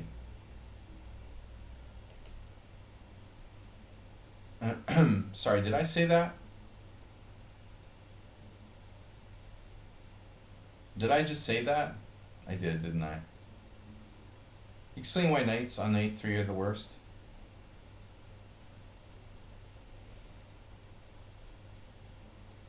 I'd have a better chance of explaining like the meaning of life. I mean, generally knights on the side seem to be worse. They control less squares. Obviously, they're controlling squares that don't exist on the side of the board.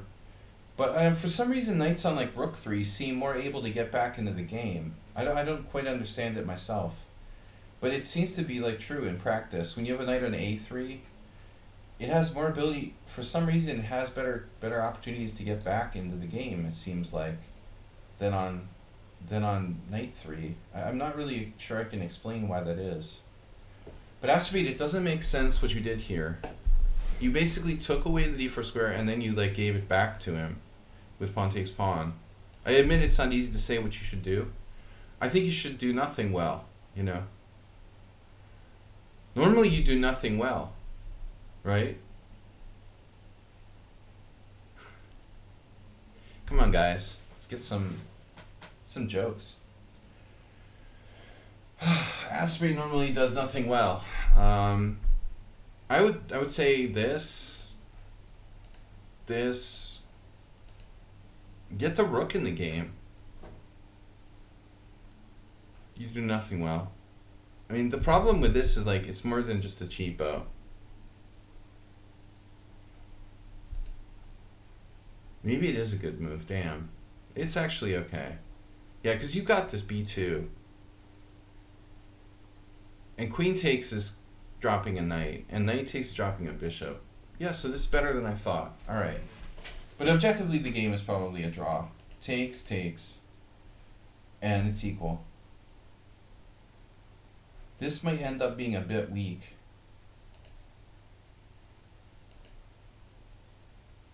King h2, white offers a draw. I'll give you a hint right now. If you want to offer a draw, don't put your king in like an exposed looking position. I think it's better to offer a draw with like an aggressive move. If you want to draw, don't play king h2 and offer a draw. That doesn't have a good look. Maybe king h1 if you have to move your king. I don't like this draw offer here. That looks sus. Bishop b7, queen e3. Now why not rook 8? Oh, you just win the exchange. Nice. Even if he did play queen c2 or something, black has rook e8. And we're building up a lot of pressure on e4, so now white might likely have to trade, and white's going to have to fight not to lose a pawn, ultimately. King h2 didn't help his cause, though. This is finally a blunder. And black wins the exchange. Pretty clean game by Asterbate. I would say very businesslike. And that's it. He just dropped 2 pieces for the rook or whatever. There's really no reason to give him your h7 pawn at this point. You should play king g8. But I guess that's a good reason. Yeah. Mate is a good reason. Nice job, man. Nice job. Now that was a fine game by Asterbate. Alright, next.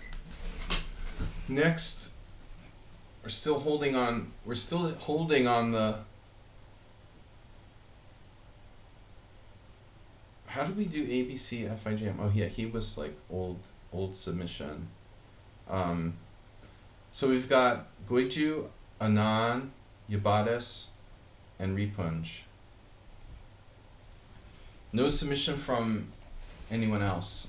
And I'm too tired for more anyway. Alright. Rah, rah, rah. Kick him in the nuts. Yeah, nice game, Asterbate. Alright, next game. So, what are we going to do? Anybody want to buy a Val? Goiju. Goiju is next.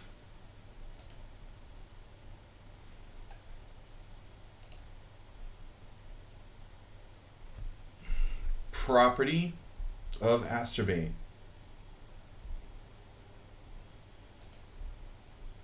Goju's perfect game.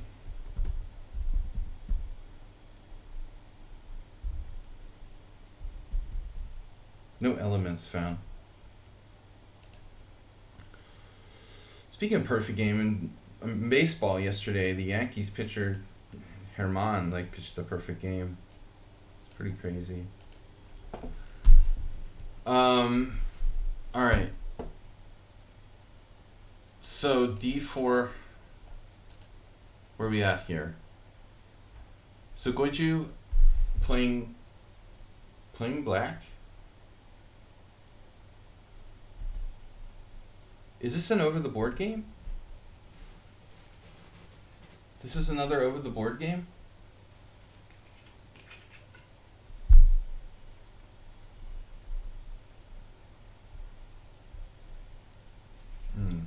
Alright. Don't want to waste. Waste not, want not. I don't have any beer. I'm all out of beer.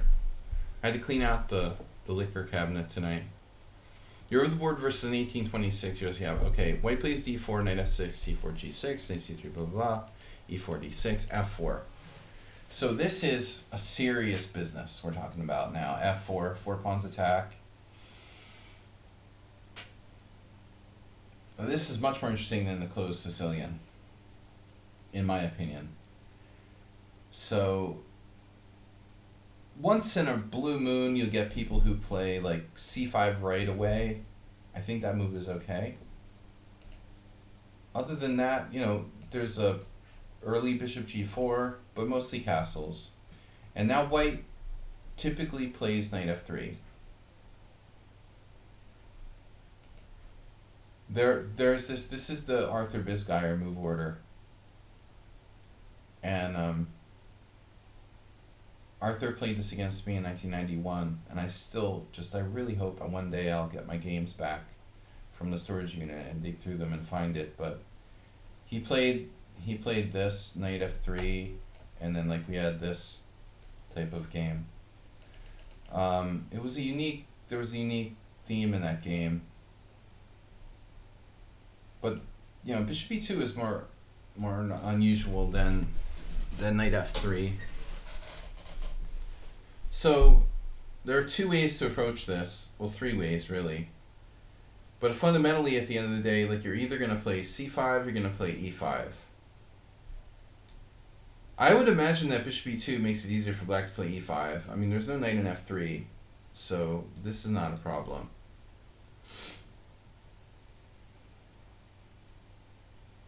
The number one move here is c5, but I'm sure that e5 is okay. I'm sure that this is playable. The other possibility is knight a6. And a lot of people misunderstand knight a6. Knight a6 is not about supporting c5. Knight a6 is about playing e5, actually, and getting a little more development before we actually do so. So we typically will play e5 and then use the c5 square for our knight on c5.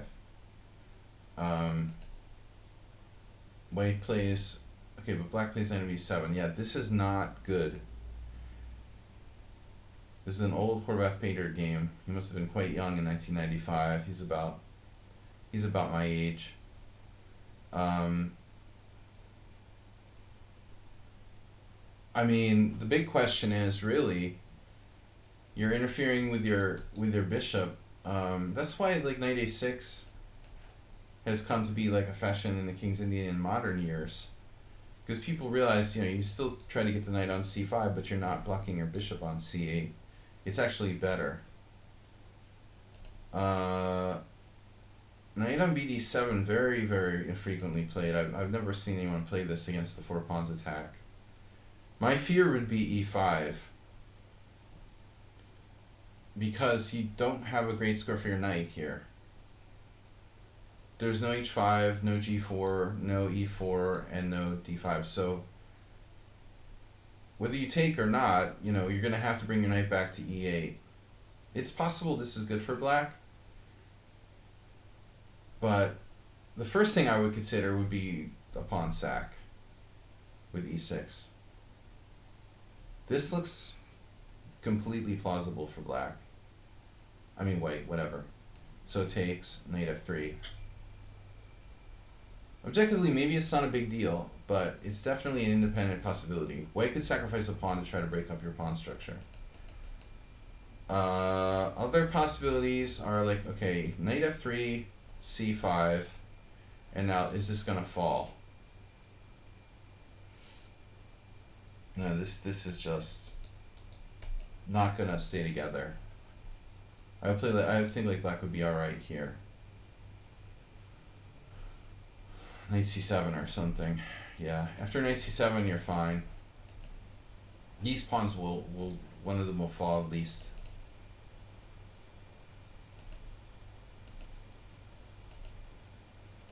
But it's okay if you get in like e5. And that's the question now. So there's a couple games with e5 and you did it.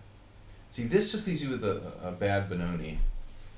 If you play c5 as Horvath Petty did back in '95 against Lajos Portish's brother, who's an IM, Ferenc, d5, White won every single game.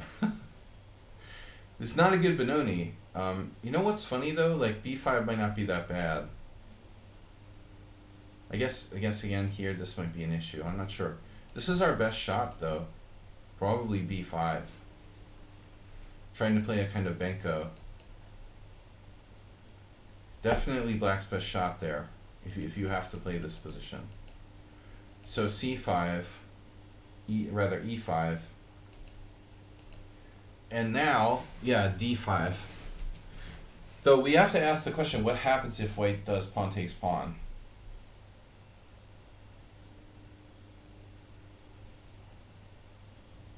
White's structure is too shot, it looks like. But let's just make sure. Here, e6. Pawn takes pawn. And then something along these lines. But there's very big danger here, knight f2.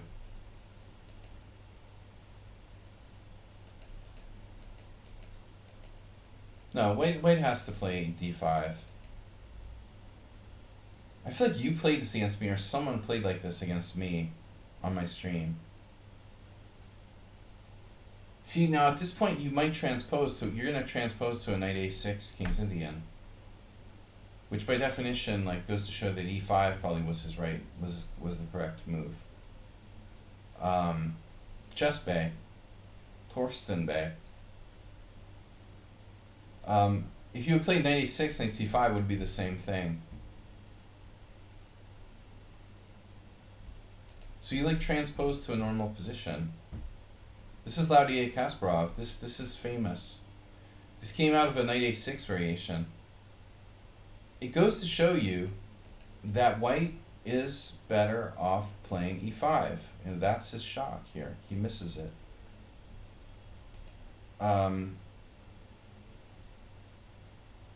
Jorge Pelican.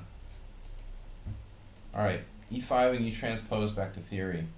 Now, this type of position is played with both the bishop on d3 and the bishop on e2.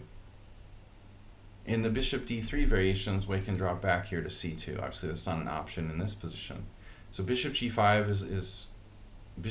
is normal. And Kasparov has a fascinating line here, right? He does h6, bishop takes f6, queen f6, b4. I can't remember. I think it was knight d7.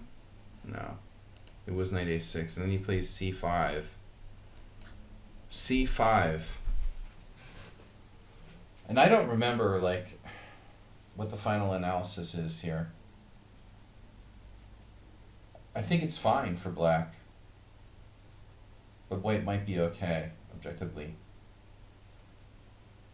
It's basically a Petrosian King's Indian where White doesn't have a dark square bishop and black has a bad dark square bishop on g7. So can that bishop get in the game? White also has a very strong passed pawn on d5, protected passed pawn. But I just don't know, who's better here objectively. c5 is a funny move though. Alright. This is a waste of time. So you just chopped his bishop. But I don't know. Objectively, if this is the right idea. That's always a tough call. I don't think he can be bad, especially because he wasted a tempo, moving his bishop twice. But I also want to say I don't think it isn't a no-brainer either. Because that is theoretically kind of a restricted, semi-bad bishop. So you see here, one player played c6. Wow, a Smyslov game. That's weird. 1986, Smyslov playing the King's Indian? What? That's rare. I don't remember Smyslov playing King's Indian with black. And the other possibility, of course, is a5 has to be reasonable. I think one of the reasons for c6 would be to go here. You play c6, if you hit my knight, obviously I could exchange it, but I could also go here. Well, things would get real sharp. Obviously if knight a4 check, and if you castle, now I have knight g4. And if you try to do anything tricky, I have knight takes here. So this is just messy. I don't know. But you played it in a simple way with knight takes. Okay. But I would be very careful about his central mass. You're not really... This is not necessarily a superior exchange for you. The white square bishop isn't a great piece in this Marazzi type of structure. And now you definitely... I think the pawn structure is a deciding factor here. I mean, White has a huge sort of trash compactor that's going to come down on the queen side. And what Mark Hebden would normally do would be try to fix that. He would fix this central pawn, so he'd go here and try to blockade. And once he would secure the blockade of d6, then he would think about maybe advancing on the king side. That's what I saw from Hebden, who's a really good King's Indian player. Not that many people play this type of variation for black. The c5 King's Indian 4 pawns attack is much more common. So knight takes d3, queen d3, rook e8. Rook e8 is kind of not good, you know. I don't like this. I get it that you're protecting your pawn, but this rook actually is better off placed here supporting f5. And you need the knight e8 maneuver in a lot of cases. So pretty much anything else. c6, knight e8. Although knight e8 maybe doesn't work as well until you've fixed those pawns. What else can you do? Knight h5, h6, preventing bishop g5. I don't know. I mean, this is also very dangerous. So I kind of think like this is necessary. Again, if you can get it, you want to like do this and try to like immobilize the white protected passed pawn on d5. So let's see what you did. Rook e8, castles, and then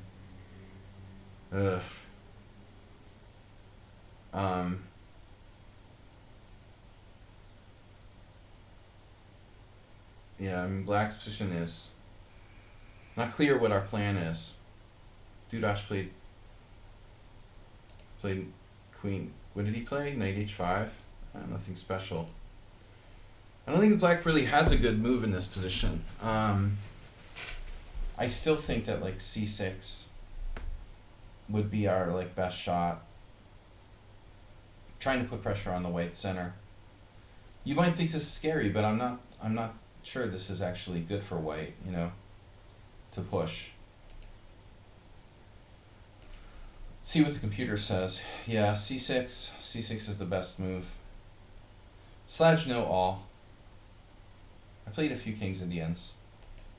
Alright, queen e7, bishop g5, queen c5 check. Here, he goes back. Draw? You should be happy with the draw here because you didn't really know what you were doing in this opening. Not that white knows what he's doing that well necessarily, but so far pretty good. He did waste tempo with bishop e2, bishop d3, and now this. Yeah, I mean, that's probably not a bad move. He's like building the trash compactor. But yeah, king h1 would be best. No, king h1 it's best. And then you can meet knight g4 with like here, no problem. It gets out of any possible checks. That could, he could go back to g5 now in the future. You wouldn't have like queen c5 check. So what does he do? He goes rook ad1, you played knight g4, and now he's screwed because you have queen c5 check? Oh man. Sometimes your queen will get trapped. So let's say bishop c1, queen c5 check, king h1, knight f2 check, rook takes, queen takes. Can he trap your queen here? Problem is the b2's hanging.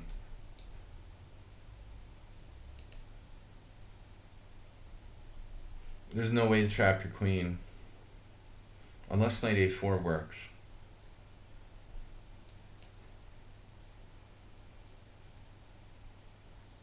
But it's too slow. I mean, I don't think that this is good enough. It's close though. Damn, it almost works. Just my advice to you is like be careful about getting your queen trapped on f2. It's been known to happen. So then you went there and he just like resigned to giving up his bishop. But I think the issue here is he's wide open. And that's his good bishop. It's not his bad bishop like before. The dark squares are going to be an issue. So I think you're lucky. You got this. And bishop h6. Oof. So bishop h6 wins material? We're winning a piece? Oh no. The knight g5 wasn't a good choice. I guess he had a better way to do this. Oh man. I mean, objectively probably king h1, and you take his bishop and he takes, and he's got a trash compactor and 2 knights against 2 bishops. It's not that simple, you know. Those knights are pretty decent. So I don't think, you know, like white's worse. Yeah, it's just like a little better for white. Alright, 2 knights better than bishop and knight in most cases. This is a tactical mistake. Take here, and yeah, h4 f6. So does he have any sort of saving grace here? d6.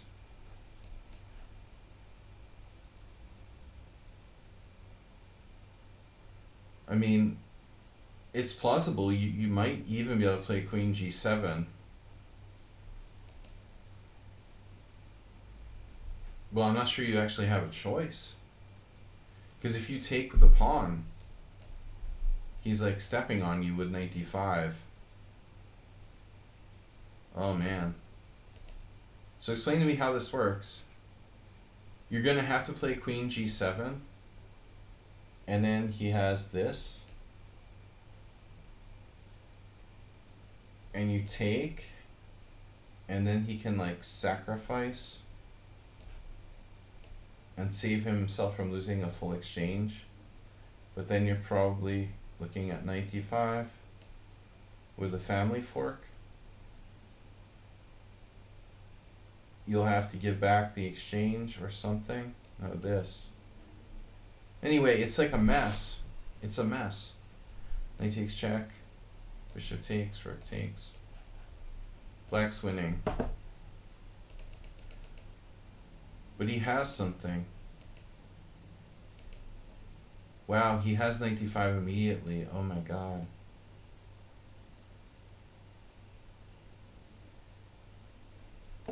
Holy shit. Oh, he has knight d5 immediately. Wow. Wow. So your whole tactic didn't work. Oh man. That's a good lesson though. I mean, it just goes to show you like the power of that protected, what is essentially like a protected passed pawn. I mean, these pawns almost like cancel each other out. So it's like he has this monster pawn on d5. It's such an amazing position. You should have played f6 and you're just equal. But instead you naturally were trying to win material and you're lost after d6. I mean h4, f6, d6. Black is lost. Wow. Frightening. So f6, rook f2, and you win a piece. That's so sad. Now he doesn't have nearly as much play. I mean, rook f7 is, he could take it. You could play rook f8 here. He did. Gives up a pawn.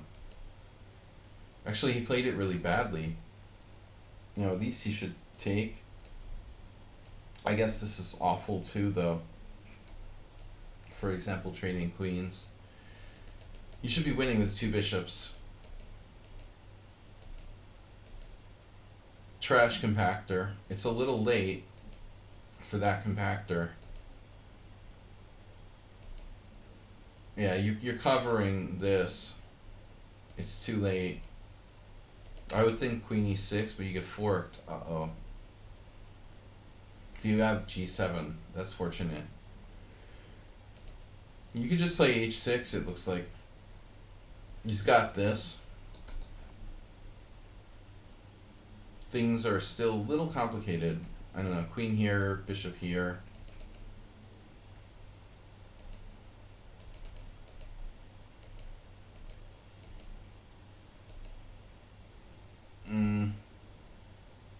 I don't know if you're maybe like, you're cracking here a little bit with bishop takes d5. Do we have to do that? Would it be better to just move our king or something out of checking range? I'm not sure. But I have to say, like, going back, ultimately, like, this was a better move. I mean, it gives you h7. It keeps your bishop in the zone here, where it dominates his knight. You definitely should play that, I think. I mean, I realize he has this anyway. It just doesn't look as dangerous. Like here. You know, I think just keeping that in the zone there on d8 probably would have been better. So bishop e6. And this looks kind of dangerous to me. Now he has this quite strong queen, very strong pawn. He has 2 pawns for the piece. Or just, no, he has none. He has no pawns for the piece. Oh, alright. Good counting. So actually you had queen f7, but it would drop back material. That's something to think about. Yeah. But not what we're interested in. You have 3 connected pass pawns against 2. I'll pass on that, yeah. So here, king h8, blockade. It's a technical win. And this king is fried anyway. So here, you have very strong mating threats. I think you're winning a million different ways now. But you played very, very hesitantly there. You should be attacking his king. But I guess it was too much anyway. Yeah, that was fortunate. You know, fortunate escape. White wasn't dynamic enough. He should have seen d6. Anybody who plays the 4 pawns attack should definitely be looking for that pawn push. You were fortunate there. Yeah, knight on bd7 doesn't work at all against the 4 pawns. I mean, that's really lucky. Okay, anyway. Thanks, Koiju. Guys, Asterbait tip $7, taking us up to 208. 208.36. We're 9.47 of the way there for November World Senior, October-November World Senior. ABC FIGM. What am I doing here? Why am I not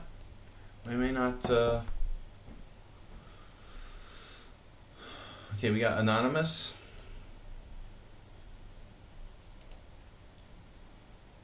End stream. Could you game? Noob. Anonymous.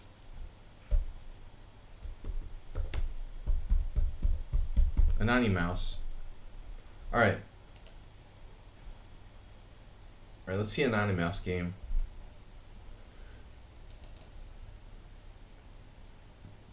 Anonymous, what is this?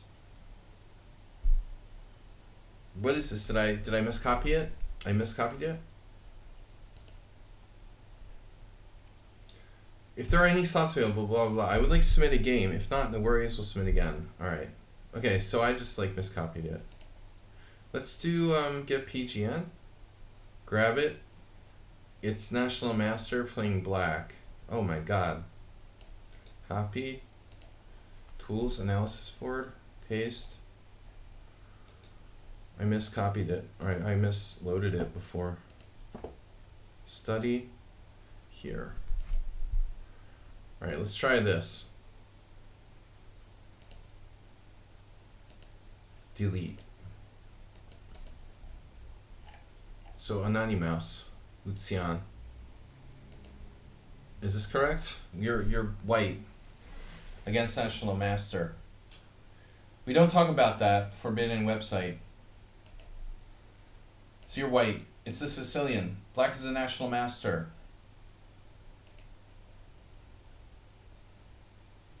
Let's see. Paste. How am I doing on time? How are we doing on time here? Versus NM whoever. Tenacious or something. Whatever. Alright. National Master, random guy. What do we got? Open Sicilian. Take, knight f6, knight c3, Italian NM. Italian Master, and I am. Ah. So you had a game against me in a bishop e3 classical Sicilian the other day. Now, after e5, you played the safe move, knight f3. The aggressive way to play is really like knight b3. Of course, this is main line. But knight f3 leads to a totally different kind of position. I mean, I think this is very stable. I've tried to play it with white with kind of mixed results. I've mentioned once or twice in the stream, there's like this weird move, knight g4. I never really quite understood like why people don't try that. But it's probably not great for black, just saying. So bishop e7. There's two options. There's also bishop e6. Well, there's more than two options, I guess. Queen c7. World Loser played this against me, I believe. Let's look up my games. Player, Sparkle versus White. No games. That's weird. How do I have no games against World Loser here? I'm sure that I played this line against World Loser. That's really weird. How is it possible? Was it like f3 instead? What could it have been? I know I have games here. h3, e5? Yeah, there, h3, e5, knight f3, and then bishop e6. No. We had h6 from a loser. So I've had some games with h3. It could transpose. Alright. So I don't have this. Alright, bishop, let's go back. Bishop e3, e5, knight f3. So bishop e6 is possible. One thing I wonder about is how bad this is for black. Karyakin Anand 01. I'm surprised, bishop e6 is more playable than it looks. I don't know, if it's that simple. Anyways, bishop e7 is the main move. And now you played queen d2. But that's Ralph Zimmer, 1991. Also played Ralph Zimmer around that time. A couple years later, 93. Alright. Anyway, bishop c4. That's the main line. So you play queen d2, and I mean, are you like intending to castle queenside or something? Because the whole point of these knight f3 variations is to play something kind of more stable. I also think that there's an issue with this being used. There are cases where you want to play knight fd2, knight c4, or possibly like knight here. What else? Well, I mean, I guess I'm also thinking of other lines. Maybe in the h3 line, that's more popular. If we get this type of position, e5, knight f3, if I don't have a bishop on e3, I can do boing, boing, boing like that with a knight, or possibly move the bishop out and then do like knight d2, knight f1, knight e3. But your bishop's on e3, so you're not going to necessarily have any maneuvers through d2. Queenside is your addiction, yeah, but I mean, if you play knight f3, you shouldn't be castling queenside, probably. If you want to castle queenside, then you're supposed to play knight b3. You shouldn't play knight f3. Knight f3 gets in the way of your f-pawn, in the normal sort of pawn storm plans. It's like a different plan. This is like the Anand Esserman, anti-tactical players. Keep it simple and kill them on d5. You just keep it simple in this type of variation. Alright. Now he goes knight g4, so you're getting that thing I was talking about. The Shabalov Clovans or whatever it was.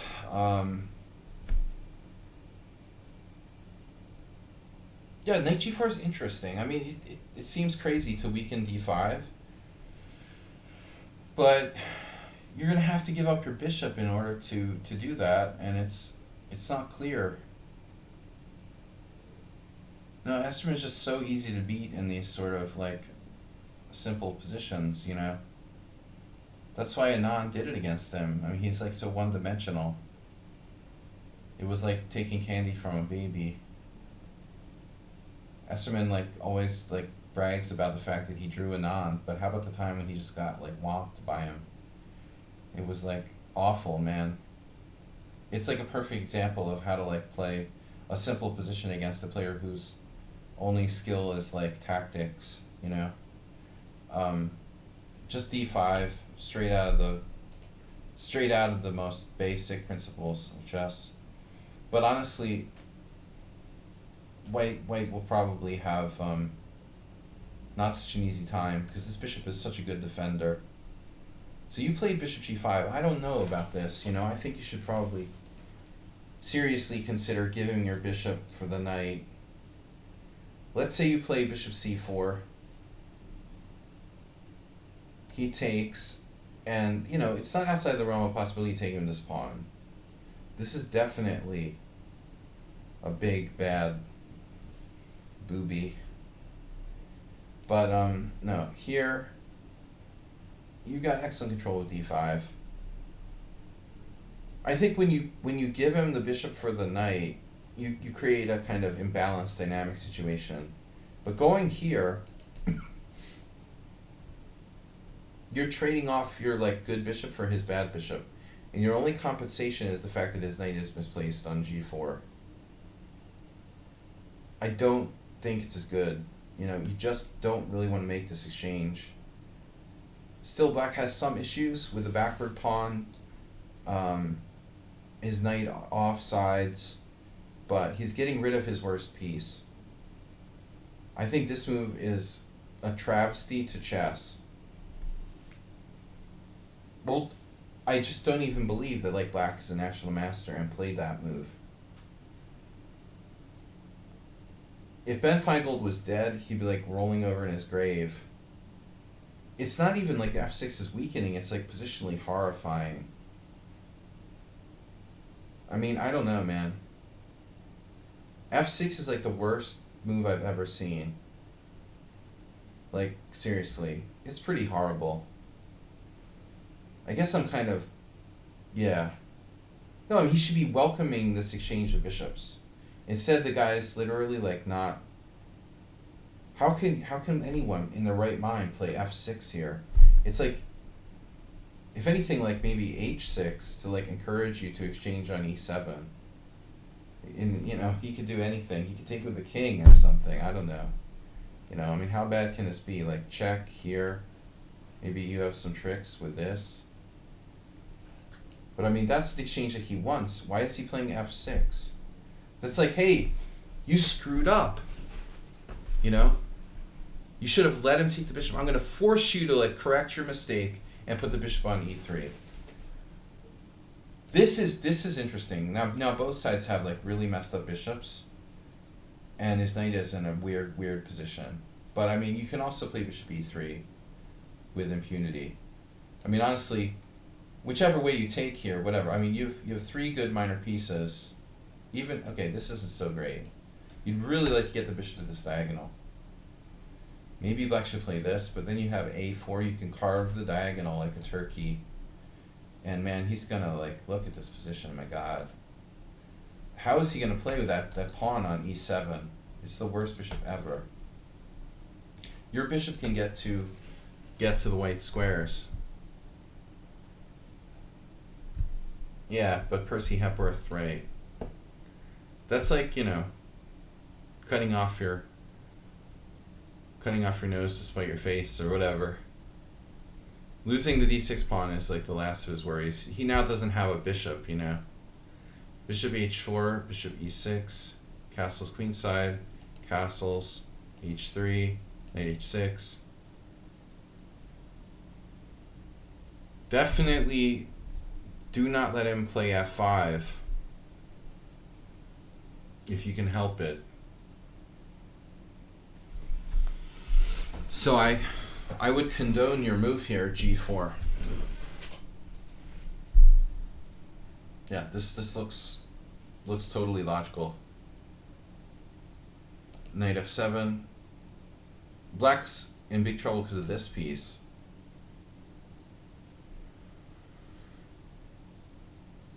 You also have a bad bishop, but because you have more space, it's not as bad as his bishop. You know, your other bishop isn't great either, though. This is like a great game for bishops. There's like one good bishop, the one on e6. This is pretty good. What do you think about knight to d5? My first idea is I'm going to get in here. So probably black plays b5 and stops you. But I mean, the situation is tricky.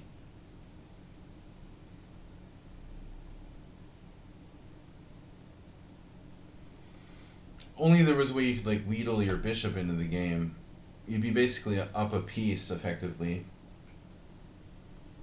This one can like wheedle its way back to f2 eventually. You know, it's hard for him to get his darkster bishop in back to b6 or something. g4 looks good. Okay, knight f7, and now what? Yeah, like you play here, you play like an uninspired move. But you gotta have some planning. I mean, clearly one idea would be bishop g3, idea knight h4. Possibly here, black will play like g6, but then you have f4. So you move the knight and you have an f4 break. At least you have a break now. Black doesn't have a break. Black has no conceivable break. There's no way he's playing d5, and there's no way he's playing f5. You can play knight h4 and maybe play f4. This doesn't do anything. b5, and then a3, which is passive. King b1 is a good move, and knight d5 might be superior to anything. I don't like a3. It's not terrible though. Alright, knight d7, he's improving his position. Now you went knight d5, knight c5, and then, oh my god. Yeah, we can't do this. We can't do this. This is a problem. So we have a problem here, Houston. I guess you try queen e3 now, you know, objectively.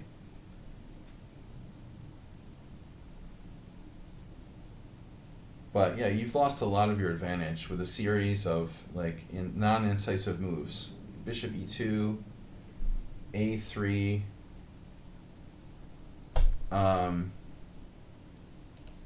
Okay, so this is like, ugh. Yeah, I mean, this just doesn't help us. How does this help us? Are you going to play g5? You're going to get in g5. Well, I mean, like, to be honest, if there's a chance you can play g5 and blast open the king side, play this first. You know? I mean, I guess he can play g5 himself, but then there's this. Maybe you should, like, play this first, at least, and then keep this in reserve, and do, like, takes in g5 if you have no other choice. So knight e7, queen e7, knight e7, queen e7, queen e3, and now maybe you're threatening g5. Although I don't think that it's like, you know, that dangerous for black. Queen here hitting your pawn. Yeah, you made him look kind of like a genius by taking his worst, you know, taking his worst piece. But already your position was going south. g5. And then your e-pawn goes. This is risky by black, though. I would think like black would take on g5.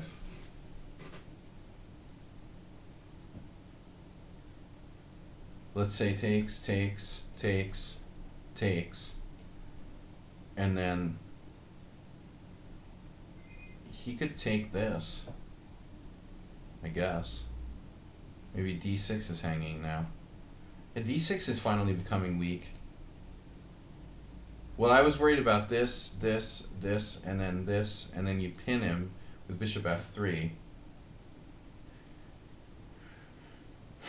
And you're hanging in there, man, somehow. You're still hanging in. It looks like just barely.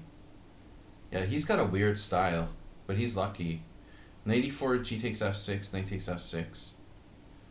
Bishop takes f6, g takes f6. So now his king is kind of open. But his d6 is solid. You can't go to h6. It's hard to break in. So you end up with a bad bishop and he doesn't have one. Check. This is a very positional game, if you think about it. Knight h4, well, what else can you recommend for white here? Maybe bishop d3. But now his central mass of pawns looks kind of dangerous. It's not that easy to get in and attack him at h7. How are you going to attack h7? No access here, no access here. It's going to take you forever to like double your rooks, and meanwhile his central pawns can advance. Not easy. So knight h4, okay, what's your threat? What are you meant? My friend from Romania, I doubt you know him, but Alexandru Manea, he always asks the question, what do you menace? So what are you menacing here? Bishop f3, bishop g4, improving your bishop, maybe. Maybe some tactics. What do you menace? Nice exchange. Here, queen d7, and now takes. Well, you're coming back now. You know, it seems like you've improved your position. You've gotten your bad bishop into the game. But is this dropping?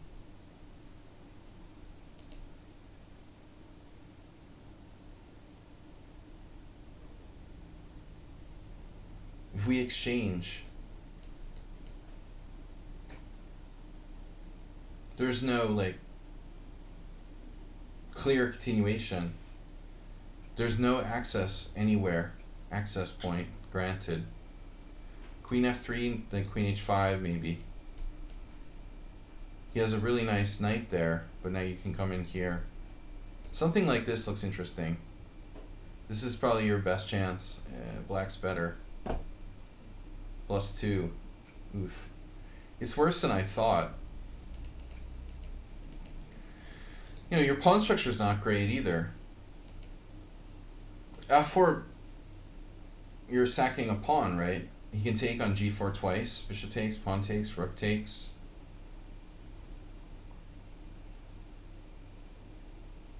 You have a trick there. I mean, queen h3.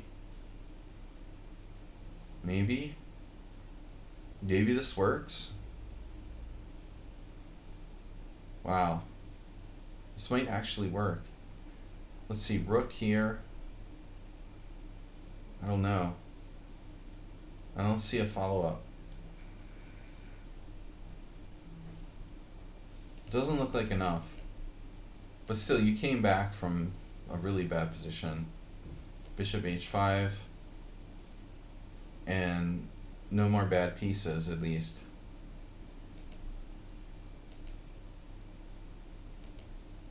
And e5's just falling. Nice. Wow. So he has now problems with his king. Well, my assumption is this is a fast-paced game. I mean, this wasn't like a long game. Was this a blitz game? I mean, simul, like, it would have to be a fast simul. Both sides are making some mistakes here. His position started to totally, like, shift gears to being worse rather than better. He likes bad bishops, this guy. He's got another one. Yeah, 3+2. He likes bad bishops. So here, you know, it would be interesting to play maybe rook f1. You are actually better now. I'm gonna say like his passed pawn is an asset.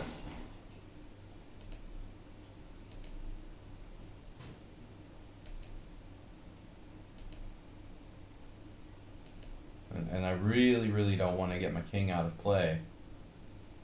Your knight is out of play. You can blockade here. Maybe knight g2, knight f4 is best. King g7, knight g2, knight f4. Boom. Now you're good. You want to blockade on the dark square. After this, it looks like white's better.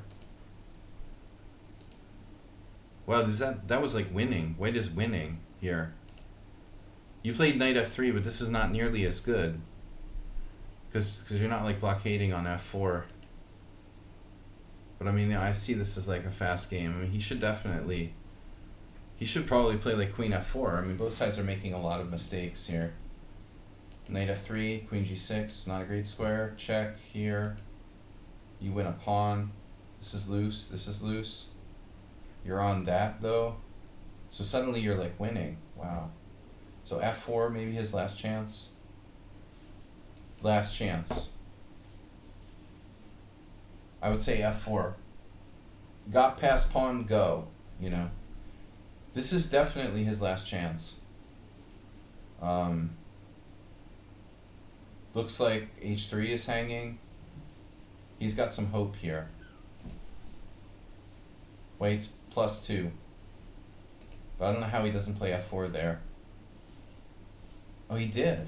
Okay, my bad. He did play f4. Alright. Wait, that's the end of the game? Did I leave the main line? He lost on time?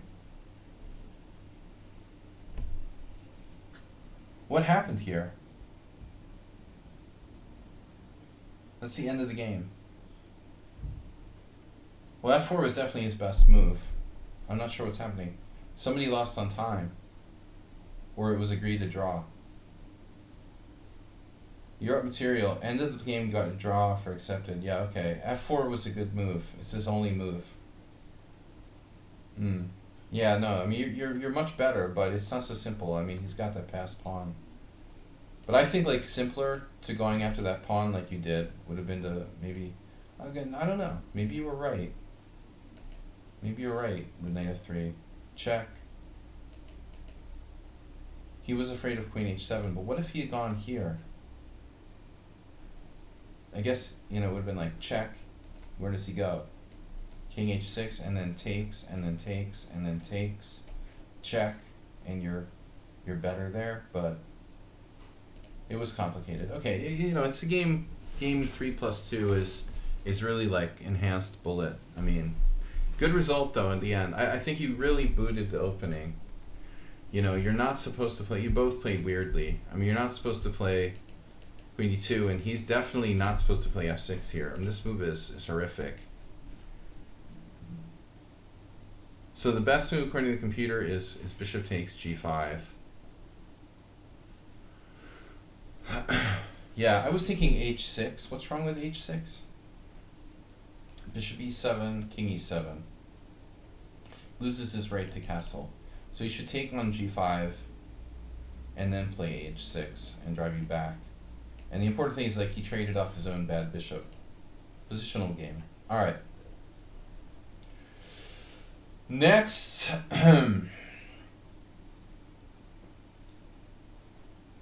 ABC, FIGM, or Rapunzel?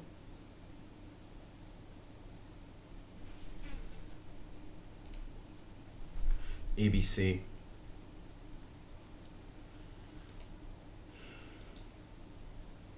Properties. Oh no. Chess ABC. We did ABC, no. I didn't do ABC's game, did I? No. Yeah, we did. Oh, we already did ABC. I'm bad. Alright, my bad. Yeah, that was the close Sicilian. That took an hour. Alright. Yeah, we already did that. That was the second game. Okay, we gotta do Rapunzel. Rapunzel plays chess.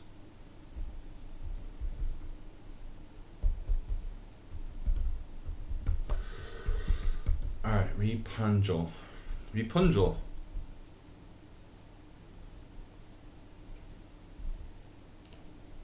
Sorry. Yeah, we already did ABC's game. So yeah, thanks, Mr. Coffee. Rip. I got the last two, and I can crash. Guys, we've got one gift sub from Asprey today, and one donation from Mr. Coffee.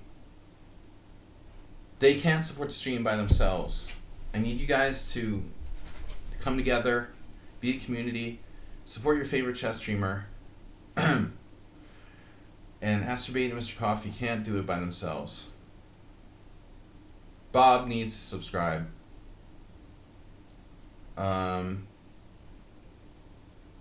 Somebody needs to gift a sub to ICTs.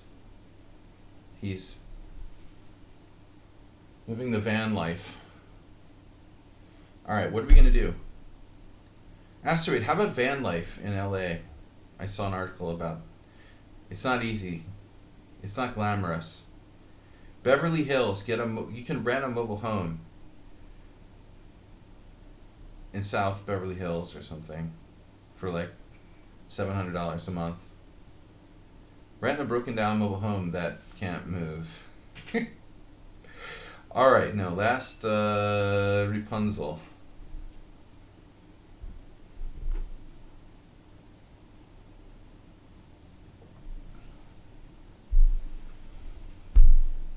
There's like these van lords that like they park these like RVs in Beverly Hills,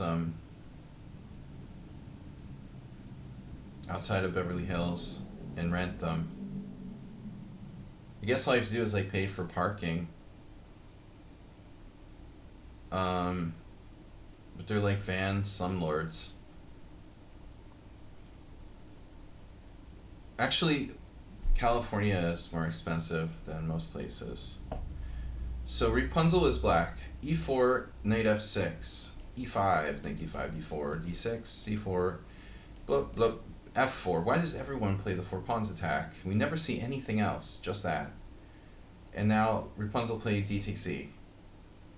I've been recommending this g6 variation, but Rapunzel follows the Bortnik recipe. Abortnik the mission. D takes e5, f takes e5, bishop f5. So this isn't the same game you sent in before? You're not going to tell me like you sent me the same game again. Please promise me this is not the same game.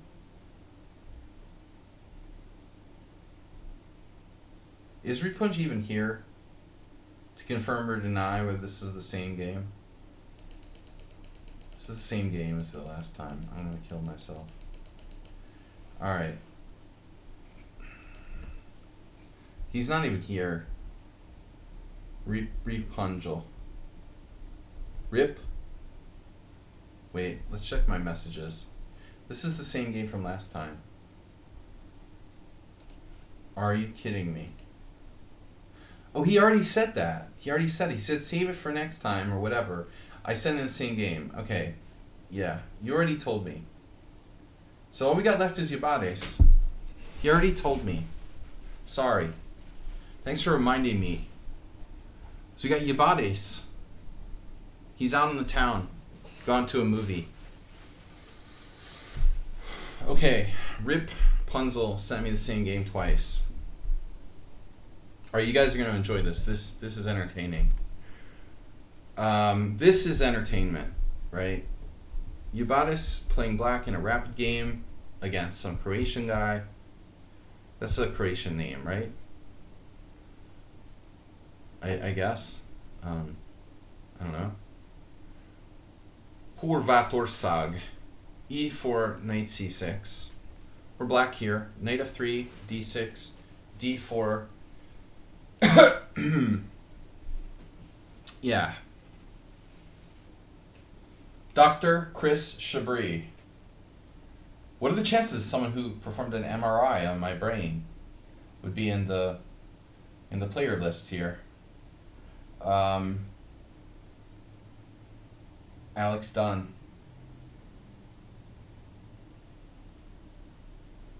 Chris Chabris did like a psychology study on chess players looking at chess positions while undergoing an MRI. This is back in like the late 90s, and I did it. The MRIs are really annoying, but I've had a couple. But that was weird. Anyways, Alex Dunn playing f5. f5, error, not safe. So typically I recommend knight f6 here. And usually, like, Yabatas used to agree with me, and he used to play this, but now he's gone off the edge, and he started to be like the 2100 version of Timur Gariev. So, yeah. Well, anyway, all right. It's practically like a Colorado Gambit, right? It's like a worse version of the Colorado Gambit. This is the Colorado Gambit. But I feel like somehow that's better. You know, we can go like d5 in one move. In some variations, we have more flexibility. I don't think it's great either, but it's probably better than this. So whatever this is called. It doesn't even have a name, basically. It's the Alex Dunn Gambit.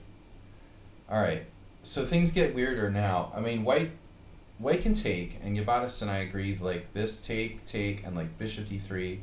This is totally standard. This is what Chabris did. And I know Chris from Harvard, and he's like a decent national master. 2200. But I think this makes a lot of sense. I mean, black has weaknesses on the light squares, so probably bishop d3, e6. Well, if you want to be weird, you could maybe play king d7. No, sorry, queen d7. King d7 would be dubious. After king d7, bishop takes f5 check is somewhat problematic. Not a time for the transvestite system. So, yeah, queen d7. Idea king d8 and queen e8. That's actually been played in Moody Jula, so there's a Hungarian fan of this. Yeah, he's playing a lot because of his son. Alright, so bishop takes f5. Chris would never play. Back in the day, he was too busy with like academics. Okay, bishop takes f5 here. Anyway, that's a variation. Another variation is like knight to c3. Yabatas wanted me to mention.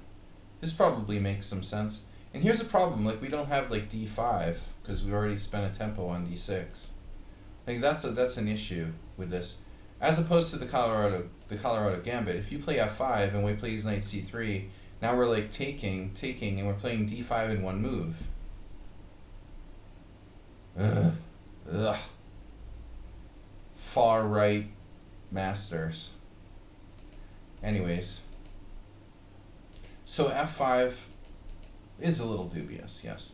But white plays the other move that's really funky here. d5. And now, I guess, you could play knight e5, but black's position looks a little crunchy. I don't know how to describe it exactly. And then I don't know, man. This doesn't appeal to me. I think if d5, we have to do this. We have to, right? So this is interesting now. A position I've certainly never seen before in my life. Oh, by the way, Mr. Coffee, that guy's son was in Move 11's section and actually won like a prize or something at the Philadelphia Open. Unbelievably, he was like winning a prize in the under 2100 section or whatever it was. Yeah, very surprising. Ratings don't mean anything. F takes c4, pawn takes c6, pawn takes f3. No, he was like 1900 or something. Maybe even under. But he's playing up, of course, like 2 sections. Like all the little kids do. D takes c6, e takes f3, queen takes f3. Guys, what do you think about bishop e5, by the way? How do you like bishop e5? I thought this was funky. And then we can sacrifice the exchange. Like pawn takes, bishop takes, check, bishop d7, bishop takes a8, queen takes a8, queen takes f3. Bishop here. Queen h5 checks nothing because of g6. And then we're strafing this pawn on g2. I think that looks pretty interesting. to be fair. That's not bad. So, b takes c6, queen takes c6 check, bishop d7, and now white plays queen f3. But I don't know. I know, Mr. Coffee, it's like, it's insane. I mean, I've been like teaching people who it seems like I just started, and I've been teaching them for like 2.5 years. It's really strange, man. I mean, ever since the pandemic, it seems like we're in some sort of time warp. It's just really weird.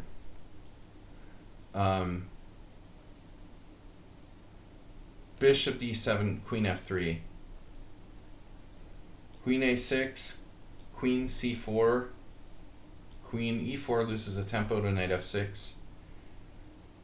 But I don't know. I mean, it seems like no matter where you go, you know, you could be attacked. This seems funny. Acerbate's favorite, like, queen trap is putting the bishop here in the Sicilian, but that's not going to happen. I just don't know where the queen belongs. White played queen f3.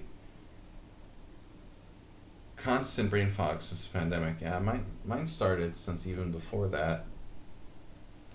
Knight f6.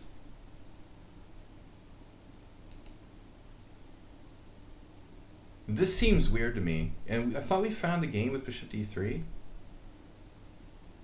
Maybe if you go to the Lichess Opening Explorer, I don't know. Oh, there's a lot. Look. Can you believe how many games there are here? Wow. This is insane. This is insane. There are 227 games that have reached this position. What? So, the most popular move is queen f3. He must have been using the opening book, Acerbate. I think Yabatas must have looked at this. Queen c3 has the best score, but it seems strange to like block your knight. I mean, I wouldn't put too much faith in like Lichess Opening Explorer like statistics versus master ones, but there are no master games to go with. So, what are you gonna do? You know, I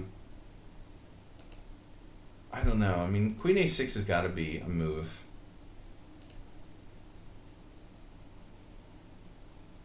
I'm trying to remember what the computer said. Yeah, wow. It's my move. Damn. It's funny though, like how few people actually played that move. Engine says it's best. In 952 games, Black only played queen a6 in 17 games. See, the thing about the queen here is that it's active. It doesn't really like interfere with any of your pieces. It has mobility. It keeps pressure on a7. And it's not that easy to attack. Surprisingly good move. Queen f3. His opponent was using the opening book. Number 1 move, bishop c4. Survey says bishop c4. Because we want to get hit by a tempo with d5. I suggested bishop d3. But I realized that, you know, this bishop can also be attacked eventually by e4. But I think on balance, I would rather put my bishop on d3. On c4, it's like definitely going to get attacked. Also, like if we go here, maybe we could use the c-pawn with something like maybe c4 to inhibit black from being able to play d5. It's just an idea, but it would have the f7 pawn. Uber driver, it's the Williams variation. It's kind of like a Colorado gambit, like a modified Colorado gambit. Knight f6. Guys, don't forget cheer number take 2. Start the hype train. Comfort brain fog. d5. G4 soon. Of course, Uber Driver. Uber Driver came in time for our last game. So now, well, there's still 15 games where this position has been reached. I mean, if you're going to play bishop c4, then don't put it back on d3 and get forked by e5, e4. I think you have to play bishop b3. Still, the majority of players here played bishop d3. Because obviously, you know, that's good to allow that and that. Bishop b3 at least makes a little bit more sense. I don't understand why white didn't go here. I mean, the idea would be to maybe c4 him. Nimzovich did this against Latvian in a famous game. Fred is angry because his pawn. Fred wants to castle Fred. Fred doesn't have a pawn. Bishop d3, e5. You're watching too much Simon Williams, bro. As usual. Fred the F pawn. Frank. So now we just have castles. You wanted a castle, you got it. Nice center for black here. Well, let's say white's playing hyper-modern chess. Bishop d7, queen d7, and Nefedov would like this. It's a very good, like, Schliemann for black. And now white plays knight to c3, but I don't really understand what exactly that knight is going to do from c3. I mean, I don't know, man. Is it going out to a4? Don't we need to, like, be careful with our queen here, and maybe c4 is necessary at some point to attack the center? Somebody played c3. That's also not very inspiring. I would think maybe d2 if I had to put the knight on a square. Not to interfere with the c pawn and just get developed and connect the rooks with white. But anyways, knight c3, okay, e4. Flexible knot, in the words of Yoda. But it's a nice pawn chain. That's a nice pawn chain you got there. And you're introducing the Greek gift. Not a traditional Greek gift, though. With this queen on d7. We don't have any sort of bishop h2, knight g4 check, queen takes g5. And this is really messed up, man. There's a game in the opening score where this position was reached between two 1300s. Seriously. How is that even possible, you know? How could a 1300 reach, like, I don't know, 15 moves into a weird f5? Two 1300s got 15 moves into this sort of crazy gambit without doing something stupid. That's unbelievable. And then white, like, just sacked a knight for nothing with takes e4.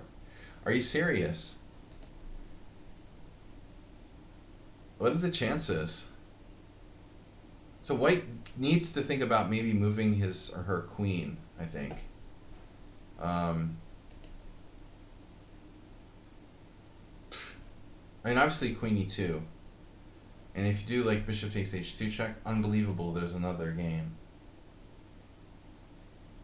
We're going to reach a point where, at some point, like, every position has been played on Lichess. Bishop takes h2 check, king h2, knight g4 check. No, that's losing a piece. Well, I mean, you could go knight g4, right? And just induce a weakness. And there's two games where this position was reached. I'm thinking we could just drop the pieces on any position, just make a random position with equal material, and there's going to be, like, games. That's crazy. Those games just, like, transpose from a different position. But this is really bad. Yep. Nobody wants double isolated pawns like that, Fred. Fred is 2100, and he did queen h3. That's a seriously desperate move. Why would Hurtan play queen d1? You like the cheapo? You want to get in the old h6, bishop takes f6, rook takes f6, knight takes d5.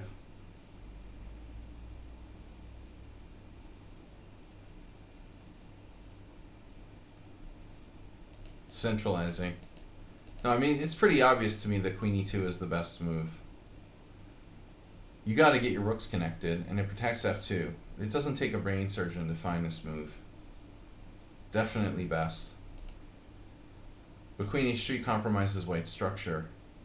It stops black's direct attack, but creates a bigger problem, you know, his pawn structure. Take, and now I was wondering about this. Can we go, like, boing, boing, boing? Because that looks like a good outpost. Seriously, if knight d7 the chain of the chain from hell, and then threatening to implant the implantation of knight e5, knight f3. That looks like a serious problem. There's just nothing white can do about it. It's like over. I mean, I guess like bishop h4, knight e5, bishop g3, knight f3 check, king g2, and pray. I mean, this is a really, really bad position for white. He might be able to have some chances to survive, but not easy. Yabatis instead played knight h5, which is good. It's also good. And then the subtle rook f3. And back again. And then the subtle knight f4 check, but maybe double first? Why are we rushing with knight f4 check here without completing development? Big Mike likes to say we want to complete our development before we begin active operations, right? Big Mike? Maybe there was a reason. Maybe Yabatis didn't want to allow white knight e2 or something. This allows simplification, but man, that's a nice bishop, and that knight is just, man. Since the beginning, I feel like we should play like 2001 Space Odyssey music now. With the like apes. Trying to make fire or whatever.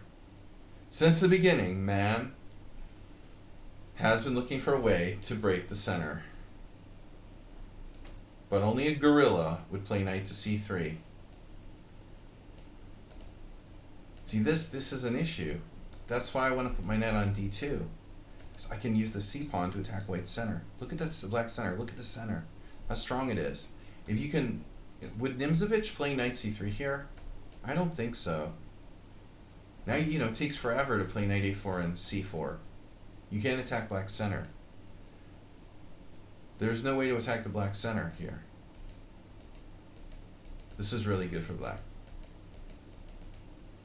And look at that. Beautiful bishop.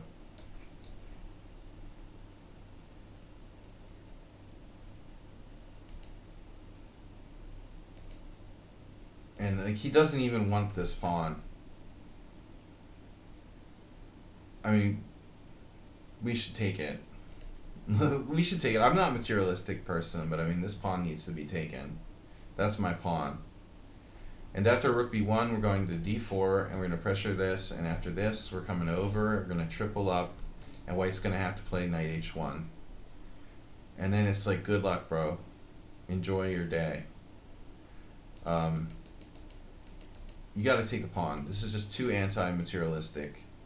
c3, bishop c5, b4, bishop b6, rook c1, and now the epic rook c2. But unfortunately, the knight is protecting f1, so e3 doesn't necessarily work. So Yabatis comes up with a good plan. g6, h5, h4. Very nice. You might want to take time out to play a6 here, though, to make sure all of your pawns are on the correct color. h5, a5. You see, now this is annoying because we lost our pressure on f2. Oh, look at that! Uber driver, he had c4. White found this idea to attack the center. Brilliant. c4, and if d4, knight takes e4. But it's too late. Now, our best shot might be to sacrifice a piece with like pawn takes pawn. It still doesn't look very good, does it? Takes, e3. Yeah, I mean, it could be messy. Bishop takes g3, pawn takes c6. We'll get back in blockade and we're probably winning. Okay. But it's still a little messy. Probably winning. Good to have you here, Uber Drive, for our last game. b5, also interesting move. So knight h1 and then d4. Oops.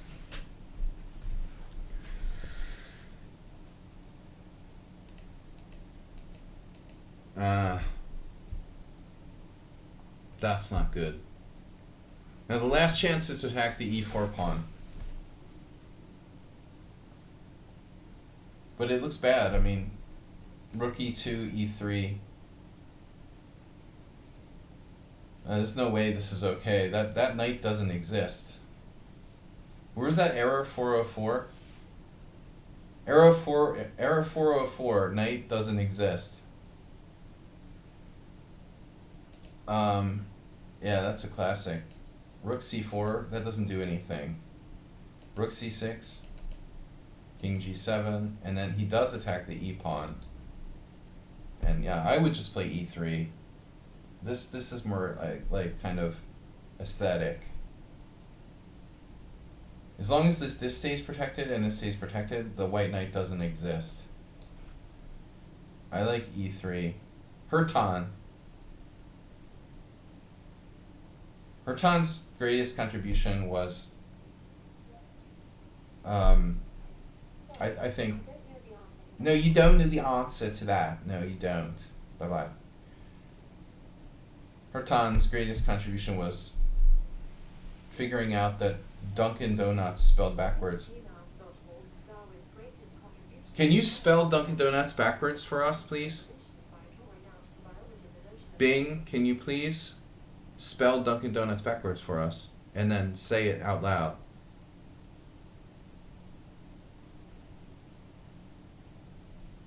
Hello?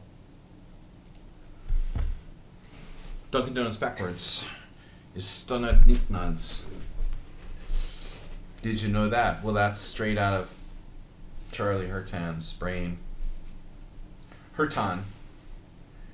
While not playing Queen D1, he thinks of ways to say Dunkin' Donuts backwards because it sounds like Russian or something. He's a weird guy. Yeah, Rook takes e4 has a chance, so I can't play e3. No, you gotta play this, man. Oh yeah, at the end it was Rook e8. Yeah, this is a bad move. I would definitely play e3. White's only hope now would be to somehow like pick off the h-pawn. How's he gonna pick off the h-pawn though? You know, it's over. There's just no way. Right, exactly. Stunned Nicknud. It's like Slavic. It's a conspiracy. Dunkin' Donuts was created by Russia. Stunned Nicknud. Little did we know that Dunkin' Donuts backwards was actually Slavic. Oh man, yeah, drugs. Too much drugs in the 70s, bro. That's what happens. The Dinosaurs is a nickname for players in the first grade chess tournaments. The Dinosaurs. You're so materialistic, Uber driver. Damn, bro. He's after the B-pawn. You think? Dr. Materio. You can pretend to threaten the B-pawn and secretly, like, checkmate white or something.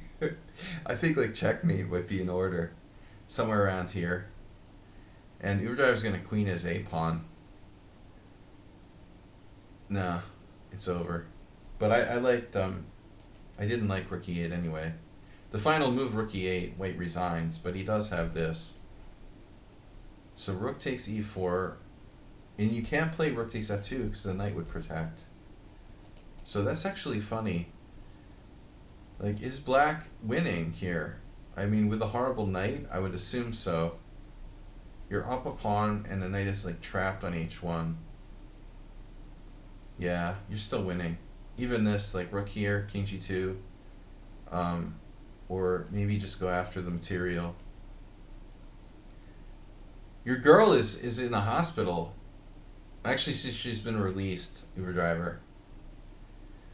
But the material girl was hospitalized with a very serious infection, and we all know that would probably be a very sad situation for Uber driver, who's a massive fan of material,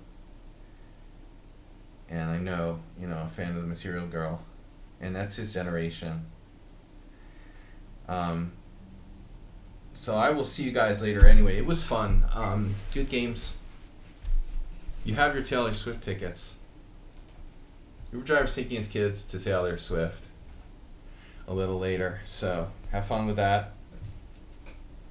But yeah, that's it, guys. I'm out.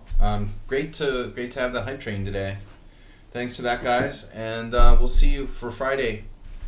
Our wonderful Friday, Fast Friday Rapid Challenge stream tomorrow morning at 11:30 a.m. CEST. And good luck to Move 11 and Mr. Coffee in the World Open. When are you guys starting? Tomorrow or today? Tonight or tomorrow? Depends on what schedule y'all playing. Y'all? What's your schedule, y'all? Creaking Rooks hasn't been here in a long time.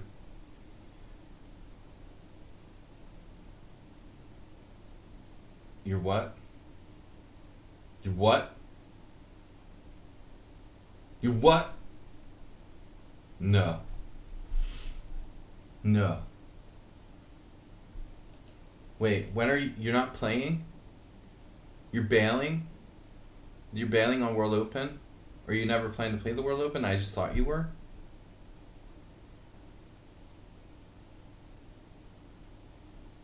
I thought you were... I don't know why. I thought you were playing too. Mr. Coffee, are you bailing?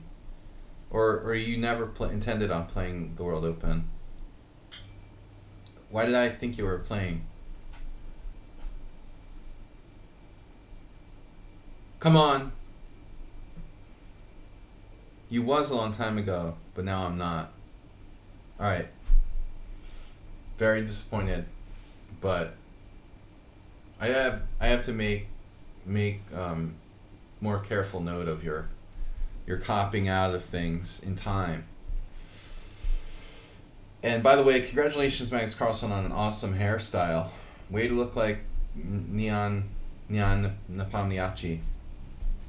Anyway, guys, have a great night. I'll see you tomorrow morning. Take care as we strive for hair identity with Magnus Carlsen. Bye. Thanks, Mr. Coffee. Thanks, everybody. Find your hair identity, and you find your inner strength. See y'all later.